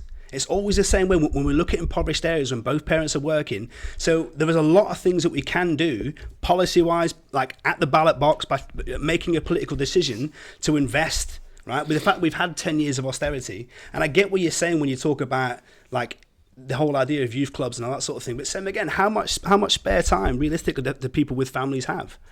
Because most families are in that situation where most of us right now, we're getting less time with our kids. We're getting less time to actually relax as a family and have those family experiences. Yeah. It's a tricky one, and I completely agree with what I'm saying. We have to have personal accountability. Absolutely. But when it comes to personal accountability, right, we have to have money and investment there, whether we agree with it or not. All the goodwill in the fucking world will not change the fact that we live in a world that's governed by capitalism and a monetary system where money rules, the economy rules, right? And unless somebody invests, unless we have that investment there, unless people are able to have the time to do it, then saying the family being responsible and the community taking responsibility, that's we can't have that if everybody in the community is working 60, 70-hour weeks or 2 jobs and getting no time with their family and no spare time to do things. It's harder to do. Fair point. It's but possible, but it's harder to do. Typically unemployed. So that argument about them being at work all day, every day. But then that's a whole new argument, That is a though. whole new argument. It's a massive new argument. If you've got people unemployed, then you've got to be looking at why is there unemployment. And again, why should unemployed communities come together to solve issues that, like you said, is actually in the environment that they're in, the jobs that are available to them, the education, the deprived areas. Okay. But then also, these people, if they are unemployed and they've been brought up in an unemployed family, it's that cycle that is going to continue. So then saying, putting it down to charities in that local area and the people coming together, if they haven't had the education, the upbringing, the socialisation, the knowledge to do that, that isn't going to fix it. Then your solution has to be somewhere else. Yes, we're going to say it's the government, it's going to become all political again, but ultimately that is what it needs to be. That's where the investment needs to be, education needs to be. Okay, let me just put it like this. There is a wealth of accessible free information on the internet right now. All it would take is a willing, keen, and semi-intelligent community member to look out there, to look at what information we would agree is needed and to be understood, to be implemented, to make real change, both in your individual life and the circumstances of your community. It would take only one or a couple, a committee, to put together some kind of a local curriculum, which could be taught on every Saturday. Akala puts down a lot of his perspectives to his Pan-African Saturday school. And I agree with it. You've got to have a local communal institution that pushes values that are promoted to predominantly, I'd say, working class kids. Say, look, there's been a lot of working class people who have made it out of the gutter, then put a lot of work in, and these are the people who you need to idealize, not them fucking kids that just got a record deal that are going to be nowhere in 6 months' time. That's not creating a realistic goal for your future. What you need to look at is you can start in the bottom and make your way up, but it takes a level of logistical figuring out initially. It starts initially with good heart, good honest intention. I recognize there are issues in my community, and it's not doing anybody any good by dancing around and passing the blame onto the government or anyone else. It's not, let me address them. It's not passing the blame, and help us get out of it. I don't want to bitch about it. I don't want to sit here with all four of us just circle jerking each other's fucking psychology. I want it to be a case of, I want it to be something come out from this of value. The problem we've got is we are suckers for immediate gratification. Always. We want everything. We want it now. Everything's fast food, takeaways, drive-through coffee shops. Reality TV. You know, you can just go on a TV show and be instantly famous, whereas no one puts work. I'm not saying nobody puts work in, but it's easier to do these quick fix things to get on in life where you don't do as much work, but you get massive gains. You know, the lottery. Yeah. You know, it's a little investment for a potentially massive payout, and everything is just immediate. And we don't promote hard work. We don't promote, and this is why I struggle, because all we ever see is the finished product. Right. Anthony Joshua, we've already spoke about him, so let's use him. Yep. You see him in shape, has a professional fight, knocks somebody out, gets another win, is all over the press. Why aren't we talking about the sacrifices he had to make as a child? Yeah. To get to that position, why we don't idolize them. But YouTubers, look at YouTubers. His story's there, but you're right. What is idolized is the Rolex watch and the Range Rover, and it's the image. It's the image of wealth and success rather than what it took to get there. And which I agree. Conor McGregor, his story about the sort of struggles he had, where they couldn't afford to pay rent, and there's all these things that he went through in his life, and now he's a show off. But do you know what? He's worked his ass off to get to where he's got. Yeah. So we need to be shouting about those things this you know when I said that the way that all demographics from whatever demographic you're from all co-opt in the same space and we're trying to aim for a social narrative that serves us all. It's in relation to what you're talking about, what I just said. It's like within education, you're right, education is a major key, but as you also said, education starts from the word go. Of course it does. From the word go. Sometimes kids are so configured to see the world in a particular way. By the time they get to school, it's very hard. It's very hard to undo that work. But what are the biggest influences on that child? One sec, because we're just talking about education. So like in education, we're talking about like poor working class people making their way up. If there were those as well as Asian people who had done amazing, and we're just basically trying to provide each demographic who has presented themselves as saying, we need to be heard, we need to feel valued, give them a platform whereby they're represented in education to demonstrate that there have been some amazing people to do some amazing feats in your particular field. So if you don't identify as white, it's cool, because we've got someone for you. If you don't identify as Christian, it's cool. We've got someone for you. It's about, if we're going to congregate in the same space, decentralize the sense of superiority by demonstrating we're all superior. We've all got people who's done amazing shit, regardless of. But not everyone starts from the same position. So we go back to equality of opportunity. Like, so if you have a child that's born into an impoverished community, to parents that are in poverty themselves, I get it. There's the argument to pull yourself up by your bootstraps and community pulls together to pull people through. But we shouldn't have to have those conversations when we can have a situation and there is enough money in the world, there is enough resources where every fucker can start from the same place. No, and that's but why can't they? Because money is not the metric by which we can all start as but equals. Money rules the world. No, but the argument. The argument is simple. Money. Would we all be equal? Well, no, because you're looking at a quality of outcome rather than a quality of opportunity. There's a difference between the two. A quality of opportunity means we all start from the same point.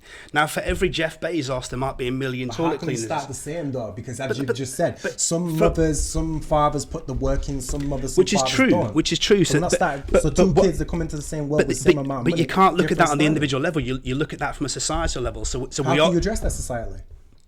So, other than community? I can answer it. Sorry. So we are. So for example, we all have, and I'm talking globally. We all have the opportunity to be born in a hospital that was free at the point of use, and we can benefit from socialised healthcare our whole life. We're all born in this situation where we have food, we have shelter, we have clothes.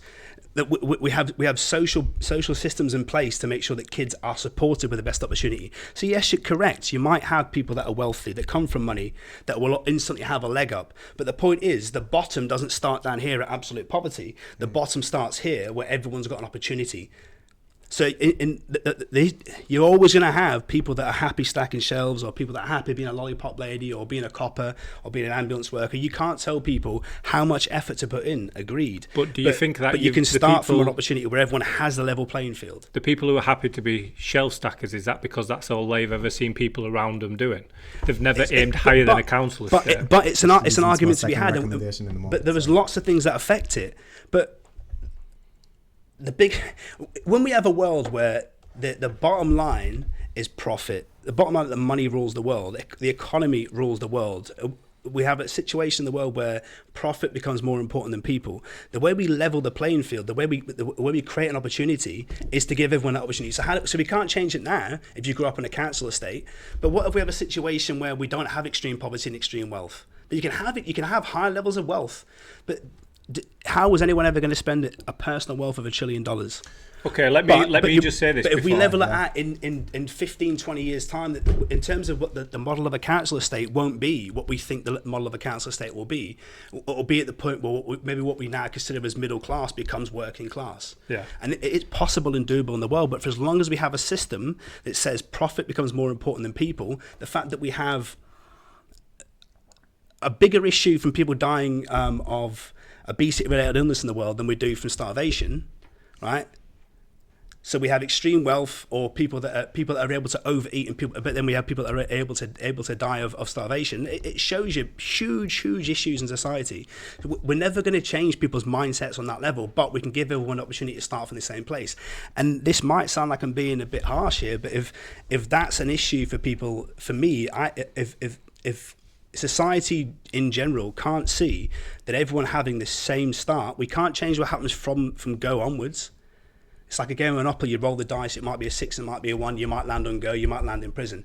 But the fact of the matter is, if we all start from the same place with the same opportunity, or we have a bare minimum opportunity, Jeff Bezos' kids will always have a better start than my kids. But the point is, if we have a point where your starting point isn't poverty, that's how we change the world. And unfortunately, in a world that's governed by money and the economy, until we change that system, we're going to have a situation where the biggest answer is going to be with policies and political, and at the ballot box, we vote for political parties, and we become informed and educated on how the process works, so that we don't have situations, because we can eradicate poverty. It's not out the realms of possibility. It's the fact of the matter is that we don't do it. So for as long as someone's thrown out the answer that we have to change it by our own drive, it's great. That's a great answer, and I believe it, but it's not the only answer. And we can't say it's the only answer, because you're then getting into the situation where no child has a choice into what situation it's born into. Right? Okay, so let me throw two things at you. The first one I mentioned last time, and it's a video where in America there's loads of kids on a football pitch lined up, and the guy is saying, I've got $100 for whoever wins this race. Have you seen the video? I know, but it talks about privilege. It talks about privilege. So he's saying, he's saying $100 for whoever wins this race. So he says, I want you to take 2 steps forward if both your parents are still together. Bump, bump. I want you to take 2 steps forward if you got into college not through athletic ability. Bump, bump. 2 steps forward if you've never had to worry about where your next meal comes from. And there's all these people that are taking steps forward, and he says, right, I want you to turn around and look. Any of these guys on this back line would absolutely smoke you in this race, and nothing you have done has given you the advantage in this race. You know, you've been born into a life that's allowed you to be this many steps ahead in this particular race, and you've got a better chance to win this £100, but it doesn't mean that you deserve it the most. And it's a really sort of good way of looking at, You don't choose your circumstances. And the other thing is, you feel guilty for it also. well, no, you No shouldn't one's- feel guilty for it, but it's a way of highlighting how How some you people have are these just- opportunities. Yeah. Some people are just Where, lucky. where Yeah. was the, Yeah, where, but the- where but was the the issue other- of guilt raised, though? But the other part is, let me tell you this. So the other part is, there's a study, and it's a real thing, and I wish I could remember, so I can post a link to it. But if you come from a home where it's single parent, or where you don't know what or if you're going to have tea that night, and you don't go on holiday, you're less likely to succeed in life, in the sense of you don't plan far enough ahead. So if you're from a home with two parents where you go on holiday once or twice a year, and you have this schedule where you know that in 4 months you're going on holiday, it allows you to plan ahead in life. So you're more likely to take on roles such as doctors or whatever it is, where you have to go through college and university, because you already have structure in your life that makes you plan ahead. Whereas if you haven't got that, you think day to day, week to week, there's no way you're going to plan and go through college and university to do something, because you've not got the mental capacity to think that far ahead. It's not just this, is it? Look, a lot of what I think are the main issues are class, predominantly myself. It's the culture that surrounds the classes. So like in the poor working class areas, a lot of people have a negative opinion of authority, negative opinion of the police, a negative opinion of the government, a negative opinion of all institutions, most institutions. Whereas in like middle class to upper class, like their friends are lawyers, their friends are doctors, their friends are police commissioners, their friends are government officials. So it kind of destigmatizes the concepts of these otherwise ethereal, scary institutions that the working class kids don't know fuck all about, because he's just Bob. Yeah. Bob the MP. He's cool. He's my mum's friend or whatever. So that's one imbalance that we can't necessarily do anything for, other than making sure that the police get involved with the communities, and the communities get involved with the police, and the MPs get involved with the local community. Just humanize it all is basically what it is. That's one major concept. Stop making them seem like the other. Yeah. Like I've said this, when it comes to the police, for instance, it's kind of like, get a local bobby to be integrated. Get local police officers involved in the community, and let them be designated there. Let there be let them be the face of the police. Well, they tried that, didn't they, with the PCSOs? So police community support officers. So they're embedded in the community to be there to be that link and to show. No. Are they one or two of the police officers who I know have done fantastic work. They come around to the youth centre, and of course the young people are a bit standoffish because they've got that negative opinion within them. But by engaging with them, you're trying to destigmatize their conceptions of the police. And it works to a degree. You know, they work on their relationships over a period of time. Problem is, there's two problems, but one problem is the young people of the community come to see that police officer as all right. You're a good police officer. The rest of them, fuck them, pigs, whatever.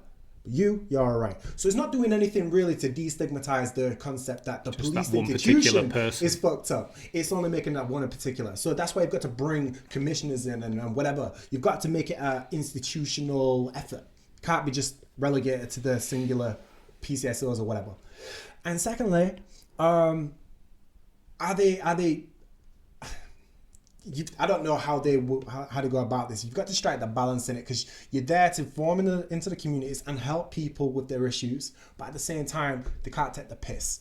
So it's kind of like, how do you strike that balance between being, I guess it's just being firm but fair, I guess is the only way to kind of put it. It's about being honest. It's about, so every time we work with young people, we tell them about safeguarding. We tell them that we're here for you to talk to, but you know, you can tell me stuff, but if you tell me something that I need to report, I have to do that. So it gives them the opportunity. And some people want to tell you something because they want something to be done about it, so they will continue that conversation. But that really puts a barrier, because then they're sort of, oh well, there's something I think I want to tell you, but I don't know if I should, because I don't want someone to get into trouble. And so what I do, whether it's right or wrong, is I'll tell you at a point where I'm going to tell you to stop, and said, "This, if you carry on this conversation, I'm going to have to tell somebody." And that's the way that I deal with this. And it is tough, but you have to be honest, and you have to be true about what your intentions are. You know, I'm here to help, but there's certain things that I can't ignore. I think that's a really hard conversation to have, and isn't it? Like, and I think, like you said, it's that fine line in certain professions where you want to be on side and you want to come across as being supportive, but also you have got that level of you are a professional. You've got a duty of care. It makes your life easier if you've got people on your side. When I used to work on the doors, there were regulars, and it got to a point where you wouldn't need to do it because they'd be saying to all the drunk idiots, "You need to chill yourself out," and it's that sort of we shouldn't allow them to do that. But if I was to go over there and say that, that's probably going to turn into confrontation. Yeah, and do you know what it is? Look, some young people got dealt a shit hand, and they've got fucking shit parents, shit family, traditions ingrained within their family, different fucked up ideologies. Cool, whatever, it's fucked up. But some of these kids come up against a police officer or a teacher or a youth worker, what it is, and that's why us as professionals have to be more serious, and we are, for the most part. I'm saying we need to just recognize it's not about being the friend. You're not the friend, but you're not the enemy. You don't have to don't try and be that lecturer giving them life lessons all the time. It's striking the balance. Just be firm but fair. And what does that relationship look like? It's not like a big brother. Is it like your mum's mate who you call uncle, but they're not really your uncle? Is that where you need to be?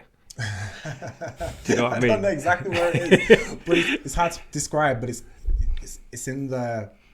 It's just in the interaction. It's being mum and dad at the same time. It's being that one that you know you want to talk to, and then the one that you know you're scared of. This enough is enough. Yeah. You always know if you had both parents. Obviously, I didn't but together. But if you had both parents, you always knew which one you'd want to go to. But the answer you'd get, you have to be both.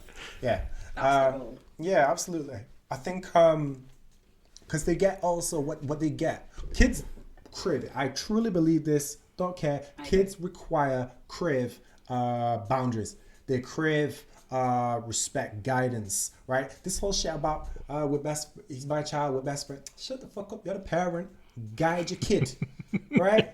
Stop with the bullshit. You're a parent. You're an adult. You've had no life experience. Guide your child. Stop talking about you can smoke weed with me. Oh, look, if that's an alternative to them going out and getting high and shit as on the streets, and you can at least watch what they're doing, if that was your rationalization, I can kind of get behind it slightly more so than if you were just saying, yeah, bring your friends around, we'll have a good drink. Is that just because it's weed? What if it was beer? I don't want to get into the whole. What if it was Coke? What if it was? No. Of course, you open the door. We got to walk through it now. Sure.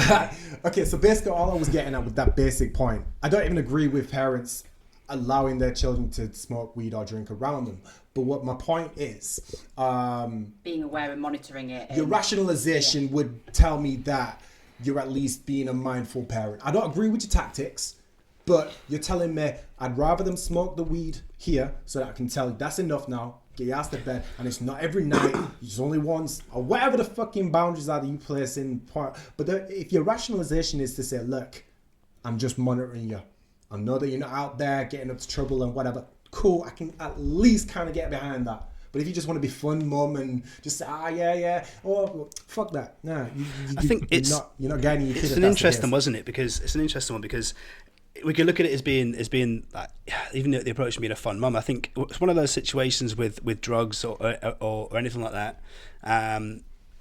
It starts with education, right? Like it's one of those things where if we create a safer environment, if we have a clear lines of communication with our children in terms of what it is, you're less likely to have the bad experiences. I'm not saying that goes into, come on son, sit down tonight, we're going to do a line of coke, we're going to bomb some Mandy, and then we're going to hit a bong together. That's wrong, but like it's same again. It's like it's an interesting conversation to have because it does start with informing kids and educating kids on what things are, what the safe use is. Because let's be honest with you, it's something as a father myself, and as someone that is part of a rave culture that drugs are used, and I've it's like kids are going to be in those situations, and it's better to have an informed child They can make an informed choice in those situations rather than go with the approach of just say no, drugs are bad, and then the stereotypes. It's a real dicey situation, isn't it? It's tricky. I really struggled. So I one of my jobs was working with a substance recovery company.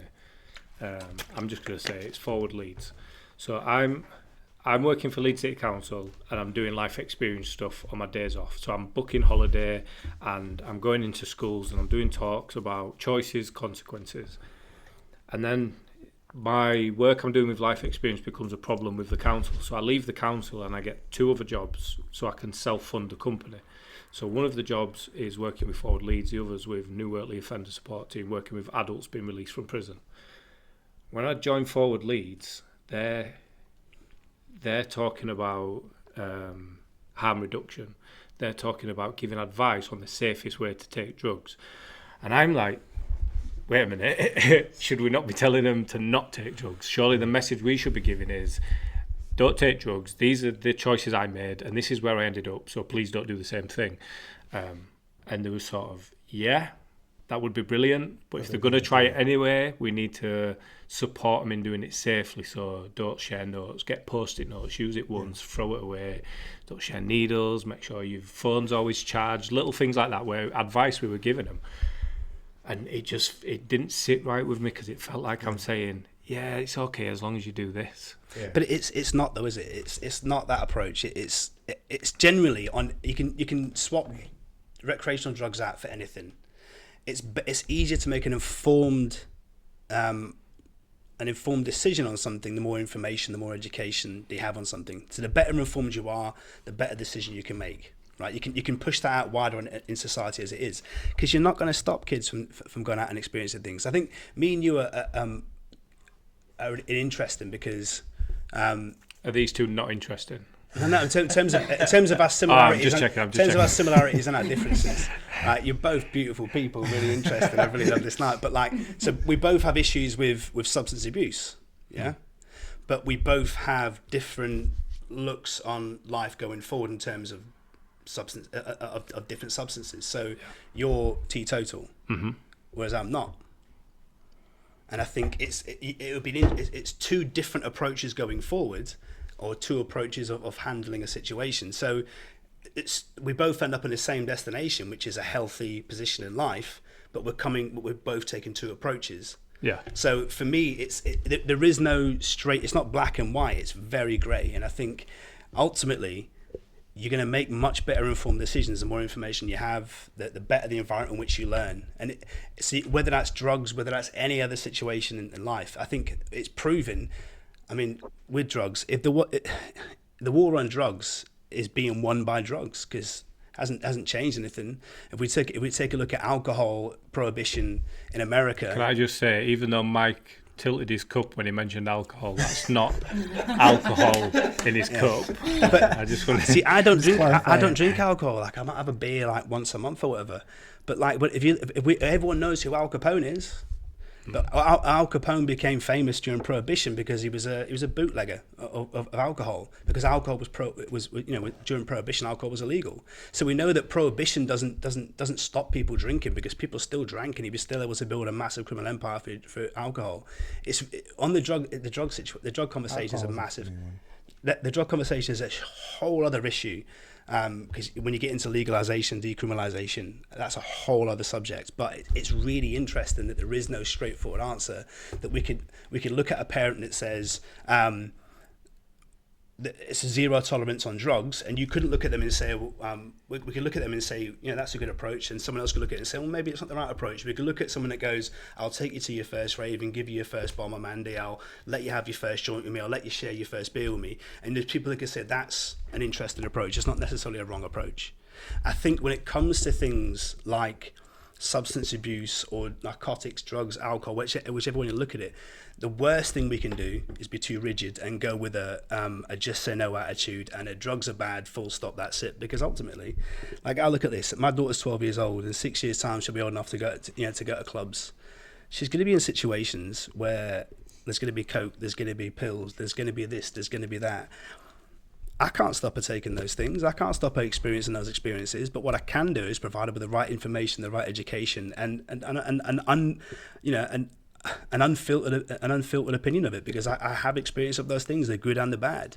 As someone that's been through addiction issues that, you know, could have resulted in my life ending, to someone that's got through it to being in a healthy position where I can still take recreationally. It's a tricky one, and there's no kind of easy yes or no answer.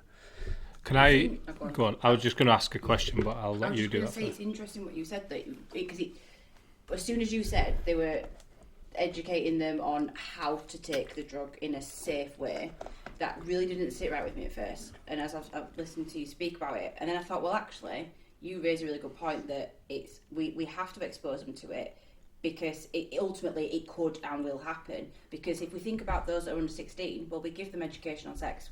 We teach them about STIs. We teach them how to put a condom on, because we know that, yes, they're meant to wait till they are 16 and over, but ultimately you are going to have some that are going to do it younger. I mean, hell, I did, you know. Okay, so let me ask you this. Sorry, one more thing to add on to that, though. But I think in terms of the drug situation, maybe not teaching it them as this is how you take a drug safely, but more about if you were to share a needle, this is what could happen. So I'm not saying take away the education, I'm saying consider how you are passing that information on, because like you were saying, taking your child to the first raves, to the first drug, it's just different approaches, isn't it? And that approach you've just mentioned, again, I've not got a history of drugs, so you have got a personal input there, but surely it's about how you pass that story on. Yeah, so let me ask you this as a teacher. So part of my thinking was, if you've got a young boy that wants to have sex but doesn't know how, and then you teach him, he's then got he's then got the we know where you were going with knowledge. this. Calm your dirty minds down, all right? So he knows a little bit about sex, and there's potentially a girl or a boy or someone that he's attracted to, and he doesn't know how to put a condom on, and you know all these things are stopping him from trying it. And then he does this lesson at school which teaches him everything he needs to know, like a first time starter pack. And the same with drugs. I've heard a lot about coke, but I don't know, like, do you swallow it? Do you do this? And then we do a safety session where we say, if you're going to use coke, make sure you don't use a note, make sure you use this and you do that, and about spikes, and when you have it, this is what it'll feel like, and and we're preparing them for something that they potentially might not have tried, but then we could make it almost sound attractive. See, I agree, but I'm just thinking, again, that just goes back to the approach, because I'm assuming, I am only young, but when sex education is brought out in schools, these are people's arguments. We are glorifying and making sex under 16 maybe sound attractive by educating them on condoms. Hell, we talk about flavoured condoms, we talk about lubes, because kids are exposed to this, so they ask these questions regardless. And you have true. To be prepared. And especially with access to the internet nowadays, access to porn. That's my worry as a parent, because my thing is this. So my daughter's 12 years old. I had this thought when she turned 12. This is a quick point, and I promise it'll be quick. Now, I thought about, she's 12 now, and then she'll always be my little girl, Mara. She's my little princess, right? But then I think she's 12. What was I like at 12? Right? And I'll be honest with you, when I was 12 years old, I wanted to get girls to do anything I could to my penis. That was my one goal in life. And that's true. And if you say that wasn't true, Philip, we all thought that with the moment that happens. But that's the point. But there wasn't as free access to porn as there is now. These days, if you've got a phone, I would rather my daughter be taught in school about every aspect of sex from a professional educator on the subject than be in a situation where there's some lad that's watched, somebody on the internet go through the normal porn trope. We know how it starts with, and it ends with something. I thought it was more like name drop some sites then, didn't you? No, that's fine. I'm not going to name individual porn star names, but it is true, isn't it? I don't want my daughter's first experience of sex to be anal, then someone comes in her face, because I'd rather are you watching? But that's the point, though. That's the point, right? Isn't it? I would rather have the situation where she's taught every single aspect of it, and the statistics show anyway that when it comes to things like underage pregnancies and stuff like that. Right? It sounds crass, but we all watch porn, and anyone that says that's a liar. But the point is, I would rather have my daughter educated in that way properly than have some lad thinking, "Oh, this is your first experience of sex." Yeah. Because let's be honest with you, when I was that age, if you were lucky, you had a friend that had a magazine, or maybe you can steal your dad's video. Magazine in a bush. The 10-minute free preview on Television X. We all know the history, right? These days, if you have a phone, within about 20 seconds, you can see whatever you want on that phone, and we all know the websites. So I think it's one of those things when it comes to education. It has to happen at that point. And yeah, there'll be parents that don't like the fact that their kids are in those situations. But ultimately, would you rather have your kid be taught fully educated on the situation or come home pregnant? See, I think, yeah, this is my thing. Like, whilst you're teaching the mechanics of sex and the biological potential outcome, it's taught so disconnected from what it actually is that it gets misconstrued. The fact of the matter is, sex can be enjoyable. Hence why we do it. Should be enjoyable. Should be able to say can. If it's not enjoyable, then it shouldn't happen. Yeah. Sex can Is that the topic of the next podcast, Phil? Sex is enjoyable. Sex is enjoyable. Yes, Sex is a means of reproduction.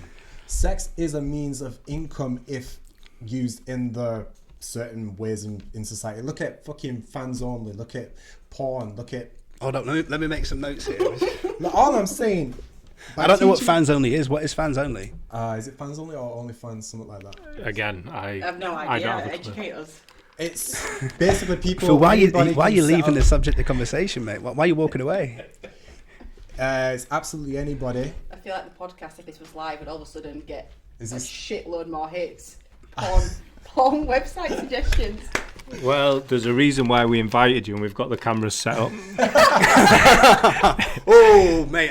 So now just for like the to say big that finale. I don't condone that conversation, and I won't be involved in this. Wow. That was me unwinding time. That didn't happen. He's all right. not where he is. We've crossed a few boundaries now, haven't we? So I mean, seriously. I just feel like it's been serious for. It I has mean, been serious. it's 20:10 now. What time did we what time even did we get start? here? So to be fair, we got here at 7. Is this Yeah. So- having editing on it? It's not having any editing. Now let it go as it is. This has been fantastic. Like You're gonna have I've to give like a contents at the beginning. So Yeah. 0 to hour, 2 gentlemen just let it debating. just let it go. Just debate. Oh, all right. Just Yeah, debating. all right, Yeah. okay. What the blow blow? Then it gets to the second hour, and then we start to talk about porn. Well, to be fair, porn's been the last sort of 10 minutes. It's I not don't been know if that Stephen bad. would have let me tell the story about the video he posted. That could have fit nicely Well, into that's this up to him. Conversation. If he couldn't gives you, it? if he gives you permission. Are we leaving that? Okay, so go on then, Steve. What were you saying? It's interesting Bring when you it said back. that Bring it back. Sex is for reproductive. Recreating. We're one of the few species that do it for enjoyment and do it as a way to Yeah, connect. sorry, gonna say, but, right? but this is my point. That's Like, the only it's- reason I do it. I'm sorry. I've had a child. I don't want any more. The only reason. But that's the problem, though. This is what I'm saying. When it's used, look, there's an old saying, and not trying to generalize too much, but it does have some content to it. Women use sex to get love. Men use sex. No, women use love. No, women use sex to get love. Men use sex to.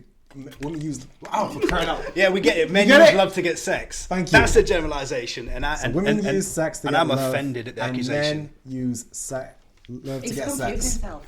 Yes, but I get what you're saying. So the but- basic principle is, what that is setting up is, without an honest conversation about the potential ways in which sex can be used, you're setting women up and men up to fail. Because you're basically, without telling them the ways in which it can be used and the potential ramifications of it being used in any of these particular ways, women can be manipulated emotionally into thinking that this boy is talking to her in a way to make her feel cherished and generous and valued and whatever else, and then he's gonna fuck her and then leave her. She might get pregnant. Now she's got to feel that she's got to choose either killing the baby or keeping the baby. What do you do? So then she's gonna have to potentially keep the baby, and then you're gonna have to raise the child who was disregarded by the father, because that's what fathers can do, bust a nut and move the fuck on. So we need to hold fathers. Yeah, well, I'm just saying, guys need to be held accountable. We do. No, we should Guys do. need to be held I'm a accountable. big proponent of Women this, need to mate. I'm a big- recognize the way in which they can potentially be manipulated, and it's only about having conversation. I know,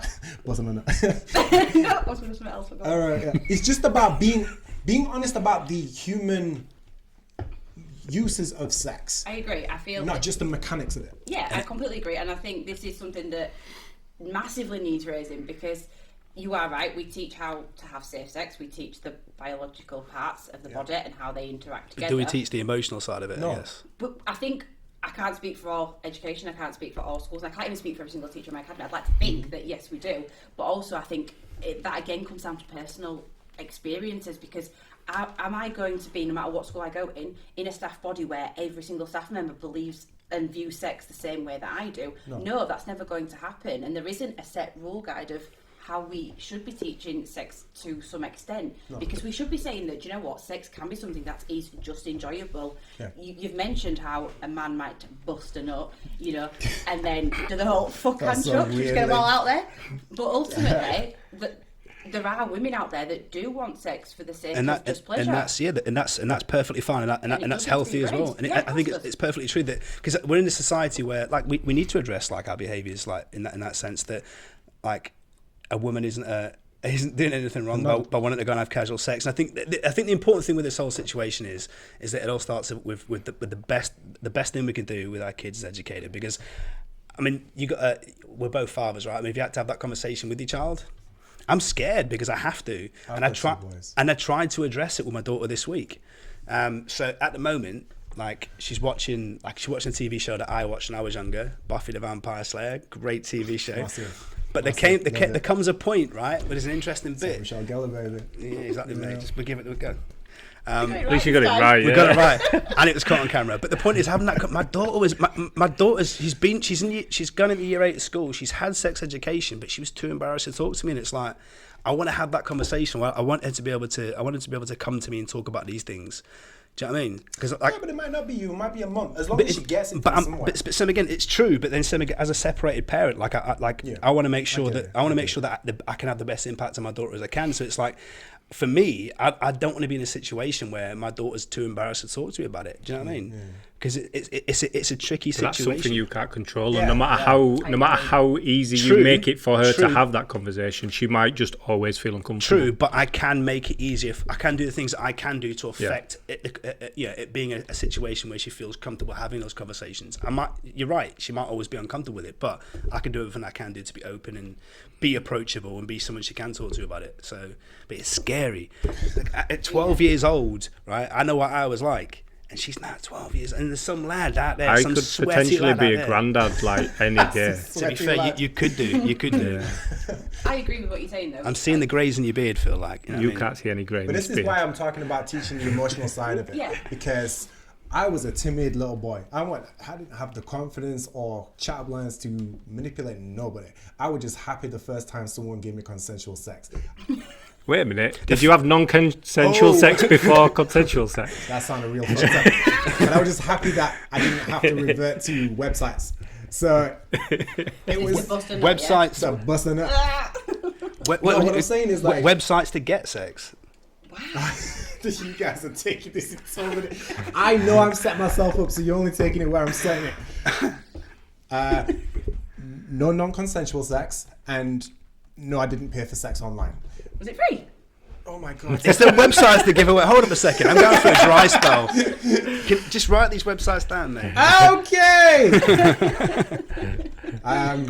Yeah. So basically, all I'm saying is there are some jazzy little confident little fucks who will try to manipulate a girl, and if a girl's not aware of the potential uses of manipulation to get sex, she might be more likely to fall for it. So it's about teaching the emotional education side of it. One of my big concerns nowadays is naked pictures.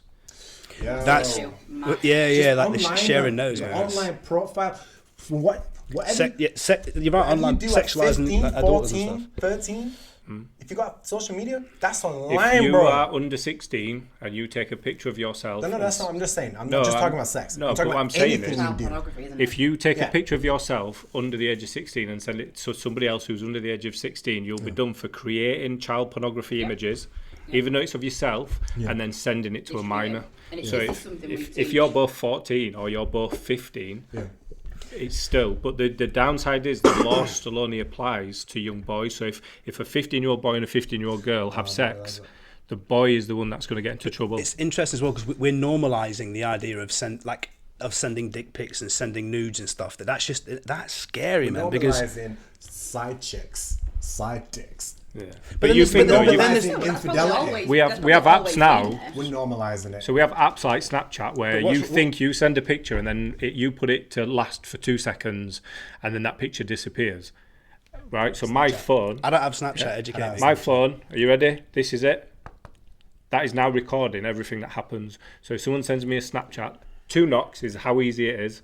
Yeah, 2 knuckles, 2 knocks, starts and stops. So if I get a Snapchat, if you are somebody that sends me pictures on Snapchat, I just want to say I don't do this. I'm just saying that it's possible. You're incriminating yourself. I don't do this. Okay. He's definitely done this. But I think even further reaching than just our children, which is scary as fuck. And let's move on from that because it is scary as a dad. But like, it's become normal now with dating that like we just send dick pics. Have you heard my spoken word piece, Plenty of Omelette and Tinderfish? And it's the whole point of that. It's like it's become normal now. There is no conversation. There's no art of conversation. There's no it's straight to just exchanging pics of vaginas, cleavage, and dicks. No actual talking, just social media stalking. That's never happened to me once. I'm missing out. I'm playing the game wrong. But it's what's become normal. So it's the same again. Like we're in that situation where we worry about what message we send to our kids, but as adults in our 20s and our 30s and our 40s, we're doing the same shit. I think the education needs to be, and this is a very maybe controversial statement, but lads, we don't want dick pics half the time. No, so half the time you do want them. Well, it depends what you're doing. No, but you get what my point is. From dating, when I was in a long-term relationship, and when I first left, that was terrifying because I've gone from being a teenager to then in my 20s and like, oh my god, I'm single. I don't know how to do the whole dating app game. But there are, not all men, but there are men out there that just want to send you a picture of the knob. It's the stuff I see like when you hit. No, it's up his eyebrow like yeah. It's like, why would that just be something that right there and then you want? It's conversations with female friends that have said to me they've been sent unsolicited pics and then just not responded, and then they get an angry message from some dude saying that was rude. I sent you a picture of my penis. Why didn't you respond? It's like that's normalised. That means that they're used to fucking doing that and used to getting a response. Yeah, but think about dating now though. Like I found out about Tinder when I was in prison. So someone came to visit me and they was telling me about this app. There isn't like a prison. Is there Tinder version. Prison? Is there a prison version of Tinder? Just look pictures of guys just like looking over the shoulder. I've got blueberry flavoured soap. But I'll drop it with your ass nice. Like. So somebody told me about this app while I'm in prison. So you imagine, he's saying I can't even remember when it was. So 2013. And they're saying, oh, I've met this girl and it was on this dating app. So I was like, mate, you're like 20-something years old. What are you on a dating app for? And he's like, it's this new thing called Tinder. And basically what you do is, and how he described it sounded like very caveman-ish. So he was like, if you don't like them, you just go one way. And then when you do like someone, you go that way. And if they say they do the same to you, then you can have a conversation. I was like, imagine walking through a nightclub and just be like, no. But that's no. It's You're all right, yeah. But that's what dating's become, though, isn't it? It's become the immediate gratification. Yeah. You don't have to have a conversation. You just look at someone and you judge whether you think that you're a good connection with that person, and then you swipe them to say yes or no. Yeah. So on the dating site stuff, I've definitely used them over the last We year. all have, and if we said we haven't, we're lying. Yeah, no, I've definitely used them, but I definitely hate myself on them. Meaning, I can't articulate myself. Like, through talking, you can hear the affectations in my voice. You can hear the difference between a sarky comment and a... No, I'm good. I'm a poet, so I'm good. But I come across as such an asshole. I'm such an asshole in just pure text. It's not just on dating sites. I know. I've probably picked the wrong time to tell you this, but... Your Tinder profile. How do you choose pictures? Like, what pictures did you choose? How did I choose what pictures to put on the profile? Yeah. I asked my lesbian friend. Okay. And what advice did she give you? Not that one. Yeah, that one. But did you go for like thoughtful, like the catalogue one where they're like looking into the distance? That's right. Anybody who has a picture of a cat, get off, you weirdo. I think the key is to have lots of female friends for advice. I'm just all right with a dog. I don't know. I'm genuinely biased when it comes to dogs and cats. The thing is as well, I'd like to point this out as well. We're on a situation, right? Have you seen the meme where there's that guy meets a girl on Tinder, turns up at a date, and then he's disappointed because she doesn't have bunny ears? You know what I mean? It's like the idea of filters, right? Like, right. Filters you can right. It's like that thing, innit? It's like we're at a situation now where women, I think, like women, you are beautiful. You do not need to put bunny ears Not all and women cat are beautiful. whiskers. I just wanna say. Every woman's beautiful, mate. Every woman's beautiful, right? It is like we set these beauty standards, and I'm saying this as a father. You're saying this as a single man, knowing this is going to get on social media. That's not what it is. And what you think Brother, is, it's not that at all. I'm saying this as a father, right? And we don't like we shouldn't be in a situation where we're telling women that they have to have these filters, and you have to, like, every woman knows. okay, let me ask you a question then. Have you been on Tinder? Of course I fucking have. Did you always swipe right? What do you mean? Oh, you're one of them guys Did you that's always swipe right? No, I read Well, then not profiles, all women mate. are beautiful, are they? But the point is though, but not that's subjective, right? But that's what Tinder is. But no, That's the no, whole my idea of subjective Tinder, opinion though, isn't that everyone's got different tastes and not everyone's beautiful to me, right? But everyone is beautiful. You can't say, like, come on, the idea that, like, there are mate, of course there's, like, for every one there's a 10. Yeah, of course there is a sliding scale, but, like, I'm not going to make a blanket statement that all women aren't beautiful, because beauty is in the eye of the beholder. It's subjective, Philip, and you should know this. You just admit And I'm you're disappointed. You're that guy that'll swipe right for every single one of No. them, and then as soon as you get a match, you'll look at them and then go, nah, sorry, and then disappear from their box. How dare you, Philip? So yeah, it's definitely one of us, but it's not me. Mate, I think at I this only point, at least swipe right, swipe. I haven't got time to go, ooh, yeah, you look good. Read your profile. yeah, fuck but that, it's swipe one of those right. things, isn't If it? you match with me, then I'll give you the time of day. Are you good enough? Oh, yeah, cool. the funny thing about this whole thing is, Streamline. Why is that wrong? the funny thing about this conversation I'm is, not going to take time to read someone's profile and swipe right on them, and they just went, fuck him. No way! This is It's why instant Tinder does not gratification. work. Might as well match up with someone and then see if they're worth me. But time. ultimately, we can change this, right? We can act differently. But I'm saying this, but ultimately, it's going to be bullshit. I'm going to see that and go, pretty, yes, nah. So we are going to do that. We all of us are guilty of that, right? There's no shame Okay, in that. what if someone's absolutely stunning? Like you And know she's way out of your league. Do you still swipe yes? Looks for me aren't attractive. But are we saying that was whose thing was it? Was it Jim Jeffries, a comedian, that said that, like, know where you are, like, yeah, are you a 6, are you a 7? And if you're a 6, you can go for this. If you're a 7, you can go for, like, that whole idea. Whether we argue or not, there's no shame in thinking, like, in thinking you're an attractive person with a good personality or whatever.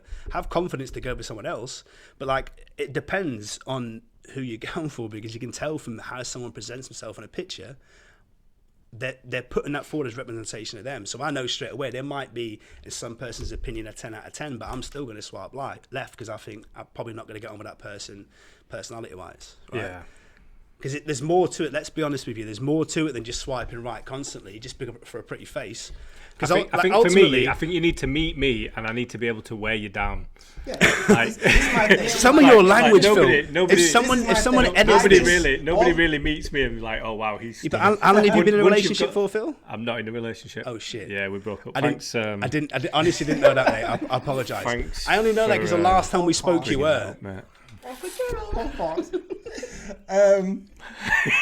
No, yeah, we broke up earlier this year. I didn't know that, mate. Honestly, 2.5 years, longest relationship I've ever been in. mine was 5 years and ended in divorce, mate. So I Yeah. was 10. all right, no one likes to fucking show Oh, off. I'm not showing off. Bragging. No, she was great. She's the mother of my kids. Love her. She's always gonna be a special woman in my heart. Always. No, I Forever. feel She's that. got my kids and she does good. I ended it so that we could remain simple. I like that. I've got time for that. That's the I way try it's and got to be. remain. Innit? I try and basically my parenting and relationship choices. I'm trying to have them guided by two principles. Like, try and be a man that if my son was compared to in 18 years time, he could say thank you. Take pride in the comment. And secondly, don't ever put your kids in a position where they have to choose between mum or dad to come to an No, I event. wholeheartedly agree with And that. that's why I ended it how I did, and we're good. I think Okay, too, so too, is too many everybody people. single? Is Yes. everybody single? So do you? Okay. That's a yes. Well, That's that- a yes, and your man just went. You're not "Ooh." sure. If he's watching this, Right, if your he's man watching said, this, you "I'm are what single now?" now. I'm not editing that out. Your man is at home talking about, Mum, I met the one. She's Watch like, this. Watch her in this "Ooh." video. He's out ring shopping. Mum, let's put Brothers it on out telly ring and watch shopping it right together. No, So it's there is- no, it's Let's Is he your fuck buddy? Is Let's that what watch it is? her Is that a friends of squirm. benefit thing? Because there's nothing wrong with that. Is he the one that sends you dick pics when you want them half the time? all you fuckers laughing at me. It's actually a woman this time. Oh, wow. There we go. That shut you out, didn't it? No, it's a funny one because it's I'm not. I wouldn't say I'm in a relationship yet because I'm not ready. That's not me saying to them I'm not interested. It's just it's still. I've dated one woman before, which was at the start of the year. That's the first time I've ever done it. I've always been. Got to be aware that this is on the Isn't the internet, term on strictly Twitter. dickly? Yeah, let's say that. It's that. Always been very, very male orientated. Always open, but never would have seen myself in a relationship with a woman. Then one happened that I met, and it was amazing. Fell madly, madly, madly in love. She broke my heart. Fucking women. We will hate her for you. Literally broke my heart. What a bitch. And then I always thought she was just random. That'd be a one-off. It was special about her. But then met the other person, not mentioning no names, and that's just a nice getting to know each other, spending quite a bit of time together, just seeing where it goes. So I hope you don't mind me asking, but have you mentioned it to people in your family, and has it been well received? Or? It was interesting because obviously, again, family know, boy mad, and then the girl came and stayed over a couple of times, and I remember my mum, we'd just been Ofsted as a school, and I'm very, very tired, came back 8:30, 9 o'clock, put the oven on, got into a bath while the oven's warming up, and I remember Deb going, "Oh, you got some sausages? I'd love to have some for tea." I went, "Oh, sorry, Charlotte's coming round again." And she was like, "Oh, right, okay." I thought you would have said don't eat sausages anymore. I'm guessing Charlotte's a vegetarian. Charlotte was So- a lesbian, yeah. so- She was a lesbian. No, I said vegetarian because there's no sausage. 4 minutes ago, we wasn't- weren't going to name names. But I Oh, wasn't. no, Charlotte's the ex, so Oh, obviously. okay. My comment wasn't sexual. I'm saying, is she a vegetarian? There's like, I'm a vegetarian, and that's a vegetarian high five, isn't it? Isn't that wrong? And I just remember my mum, following me upstairs and being like, Amy, why is Charlotte come round again? All these questions. And it was, "Oh, so she's in the spare room or your room?" And I was like, "Oh, she's in my room, it's fine." And it was a case of... Top and tail, yeah. Obviously. And it was a case of, "Are you gay?" I'm like, "No, I'm not gay." "Oh, right, so you're bisexual?" I'm like, "No." Because the thing I'm trying to figure out still myself is this sounds horrible, but I don't find women attractive in that sense. Like, I've never looked at a woman and thought, "Yeah, I want to get my face down there." I have. All Like, the you time. probably have. Do you get what I'm saying? So it's, Edit that out, Phil. Not a chance. it's a case of, I'm then now trying to... I always thought Charlotte, it was just a one-off, but obviously now I'm seeing somebody else that's a female. And I said that to her, I said, "I don't find women attractive," and her face dropped. And she's like, "You don't find me attractive?" And I'm like, "It's not that, it's really hard to explain, but I find men attractive still, of course I'm going to do.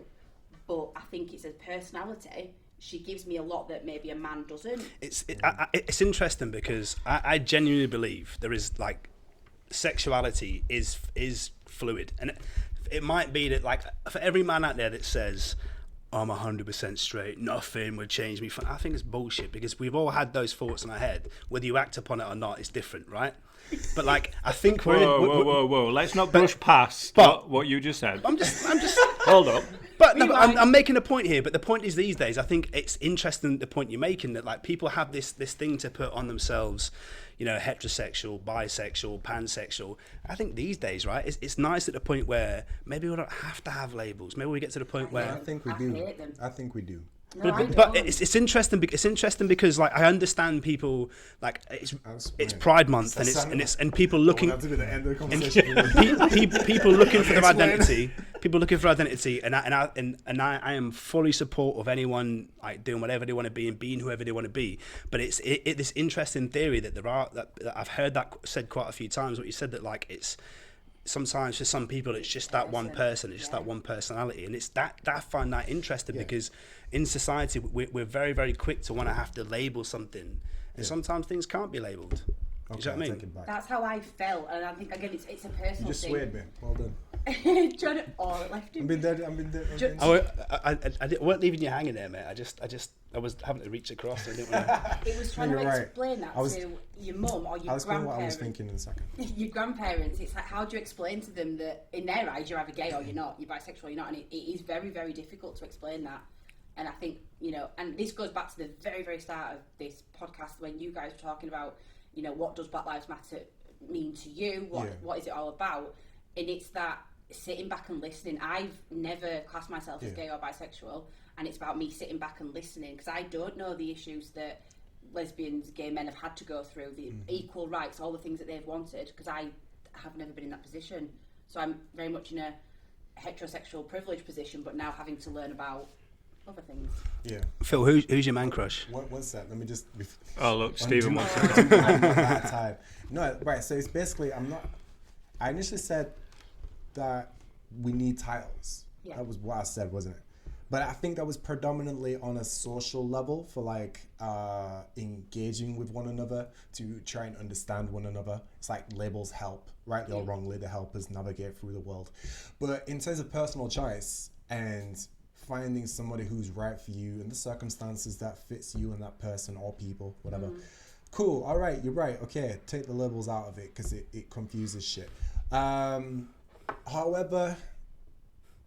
at the same time, I'm just talking about the same way I was talking about sexual education has to be discussed in the multitude of ways in which sex can be used. I think also there has to be an honest, patient conversation about what happens if you're in a pansexual relationship and you have a child. Well, how are you going to raise that child?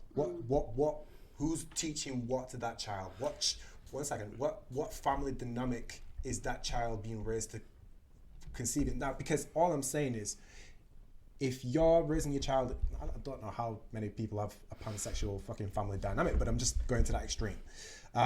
If that's what you were raising your child in, then you've got to conceive the fact that you are setting your child up for a bit of fucking hard, rough road. And it's like, have you considered that? But what is pansexual to you? Do you mean like polyamory? Yeah, because that's poly. Is that polyamory? Pansexual is essentially Oh, sorry, my apologies. Yeah, it's ultimately what I could identify as. Which It's is an Alright, orientation polyamory. rather than. you don't see gender, you see. But ultimately, many if different but sexual ultimately, patterns, if you're in a alright, situation polyamory. like that, in a polyamory situation where you might have, 3 or 4 partners and one child, I think that they'll have a dynamic within that group. I should suppose they'll decide upon individuals I get it, themselves. yeah. And if anything, that kid's lucky because it's got 4 parents or 3 parents. It's true, right? Yeah, you're right. And I mean, look, like I said, I absolutely recognize that things can work out perfectly fine. Fuck our preconceived notions that it has to be mother and father in the household. I don't want to be out there pushing this idea that I don't think that's optimal, because I genuinely do. Me and my son's mother, she's their mother, I'm their father. If the circumstances can be put into a position where father can be raising his children and mother is raising her children, I'm all for that over any alternative. However, if the mother and father have not got a good relationship and they're not committed to raising their child, it was just a one-night stand or whatever, and a gay couple who's going to bring just as much love into that child's life is the other alternative, cool, I'm for that. I'm all about the child being raised around love, but I'm also thinking the optimal version of love comes from mother and father, preferably, because mother and father conceive child. It's 50% of you and 50% of him. As long as both parents pull the finger out their ass and handle their responsibility, cool. But many of them don't. So I'd much rather that child not be raised in care and go to a foster family who's gay or whatever, or being adopted or by a couple or whatever. I'm all for that if that's the best alternative. But I think for the most part, we have to start telling mums and dads, sort your shit out and start raising your fucking kids. Do you know, Completely agree. I've got a lucky situation, right, where my daughter lives with her mother, my ex-wife. Now my ex-wife's remarried, so that my daughter's got a stepdad, and like I know that bloke loves my daughter as much as I love my daughter. Yeah. So I could not ask for a better situation for my daughter. So now so she's in a situation where, I mean, although I'm a biological father, I'm dad number 2 because he's there every day. So technically he's dad number 1. So, and I'm happy to be dad number 2 because he's like, that's the way the situation is. But ultimately, once you put your ego and you put your pride aside, I look at it and I go, you know what? I grew up with 2 shit parents, where my daughter's grown up with an amazing mother and 2 amazing dads. And that's like, it's a beautiful situation. So I think, with that, My mother's amazing. My mother's an alcoholic. My dad's a professional cunt. Dad's a professional cunt. But in that I hope situation, my mum don't watch this because you've just C-bombed and she will hunt you down and kick your ass. I don't mind watching. professional. I'm thinking, where was my shout out?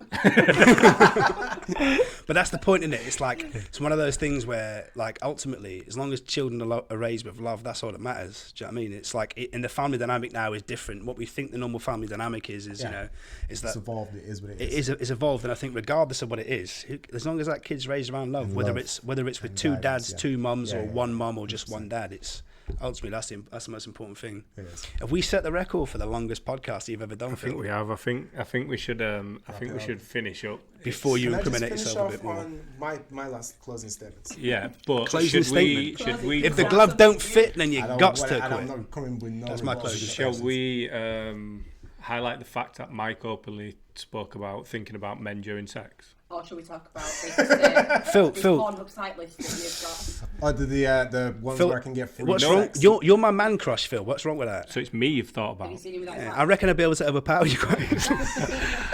Okay, so if you say to me, do you want to start doing some Brazilian jiu-jitsu? I'm out. Mate, you've ruined it now. You Phil. can talk about it. No one's. Colour theory.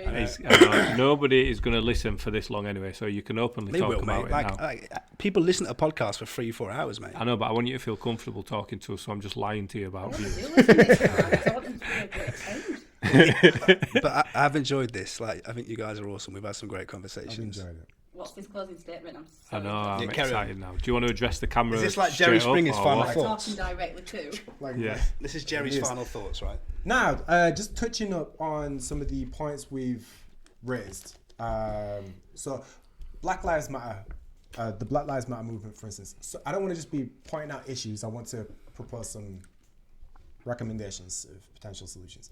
So, the equal linguistic representation of all people in media, I think, is one thing that needs to happen. Stop saying black man does X or white man attacks black man X until the evidence has demonstrated that race played a factor. And stop saying that religion or this or that. Stop highlighting key indicators about people until you are 100% sure that that identifier is relevant to the story. And that's the reason that they're actually doing that thing. Yeah, and that's the reason that they do That's it. So that needs to be kind of like strip it back down to just people or whatever. That's one thing. Second, like I said before, equal representation of all demographics in education, so that they have equal.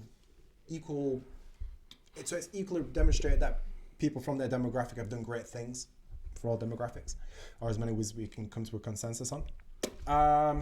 What was the other ones? I think that's in terms of the racism stuff. Tinder profile? Aha, no, was it? Start reading people's profiles and stop being shallow. Well, sorry. Education. Stop getting girls' hopes up by always swiping right. No, there's two. And then get rid of them and make them cry.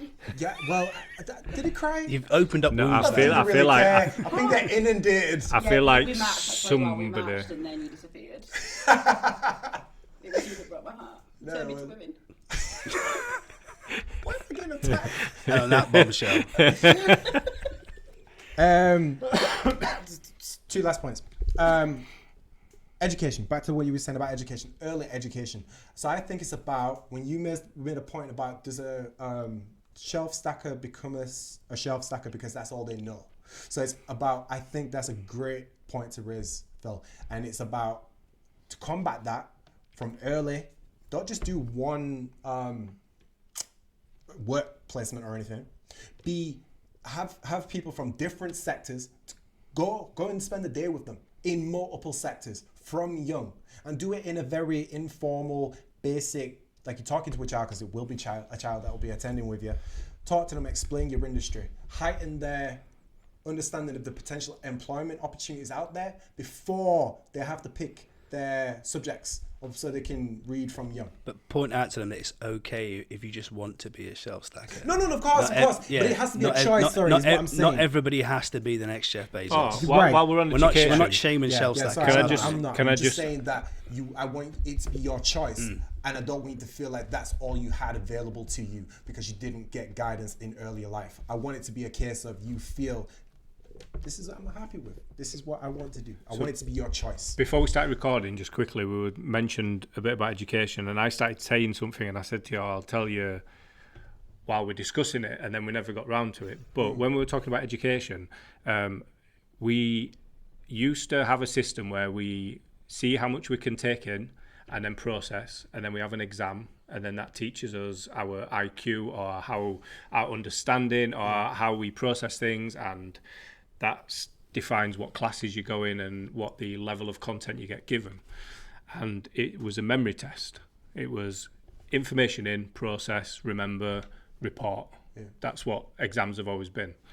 But now we live in a world where we don't need to remember stuff. We don't need to know certain things because we have a little thing in our pocket that allows us to do all these things. So why are we not looking at, if technology is helping us with all those things that we don't no longer need to memorize, why are we not looking at budgets? Why are we not looking at bills? Why are we not teaching young people all the things they need from the day they leave school for the rest of their life, rather than making them memorize things that they don't need to know? Do you know what I mean? I agree. And it makes sense before because it's how you judge how somebody process. It's the whole IQ thing. That's what IQ is. How quickly you can process a problem. Teaching self-awareness and emotional welfare as well. So we're not just. It's not an assembly line. It's not an assembly line where we're just rolling off at the end and you've got your GCSEs and your A levels and stuff. We're actually teaching people how to. Okay, I'll give £1 to the first person who could tell me what 8 times 6 is. 48 or something. That's a 52. This is 72, 85. We can memorise. Was it 6 times 8? 36 plus. Just because you keep repeating the question to give yourself more time. My point is, why do we need to know? I am terrible at maths. Hand up if you can tell me 5 phone numbers from your phone. I can tell you one. I can't, but I'm not going to do it on this. I can tell you one. Is this your way of getting people's phone numbers? Is that what it is? This is Tinder out the window. Podcast, give me your number. See, poet, Tinder out the window. Just because she can rhyme, don't make her a poet. But my point is, we've changed the way that we view stuff. You know, I used to memorise people's phone numbers because you had to dial it in. You had to physically type it true. in. No, it's and true. that repetition makes you remember it. But now we don't need to do that. But I still remember. Because this is my point, though, right? What happens when your phone dies? Old home numbers. What happens when your phone dies? Well, why would you let your phone die?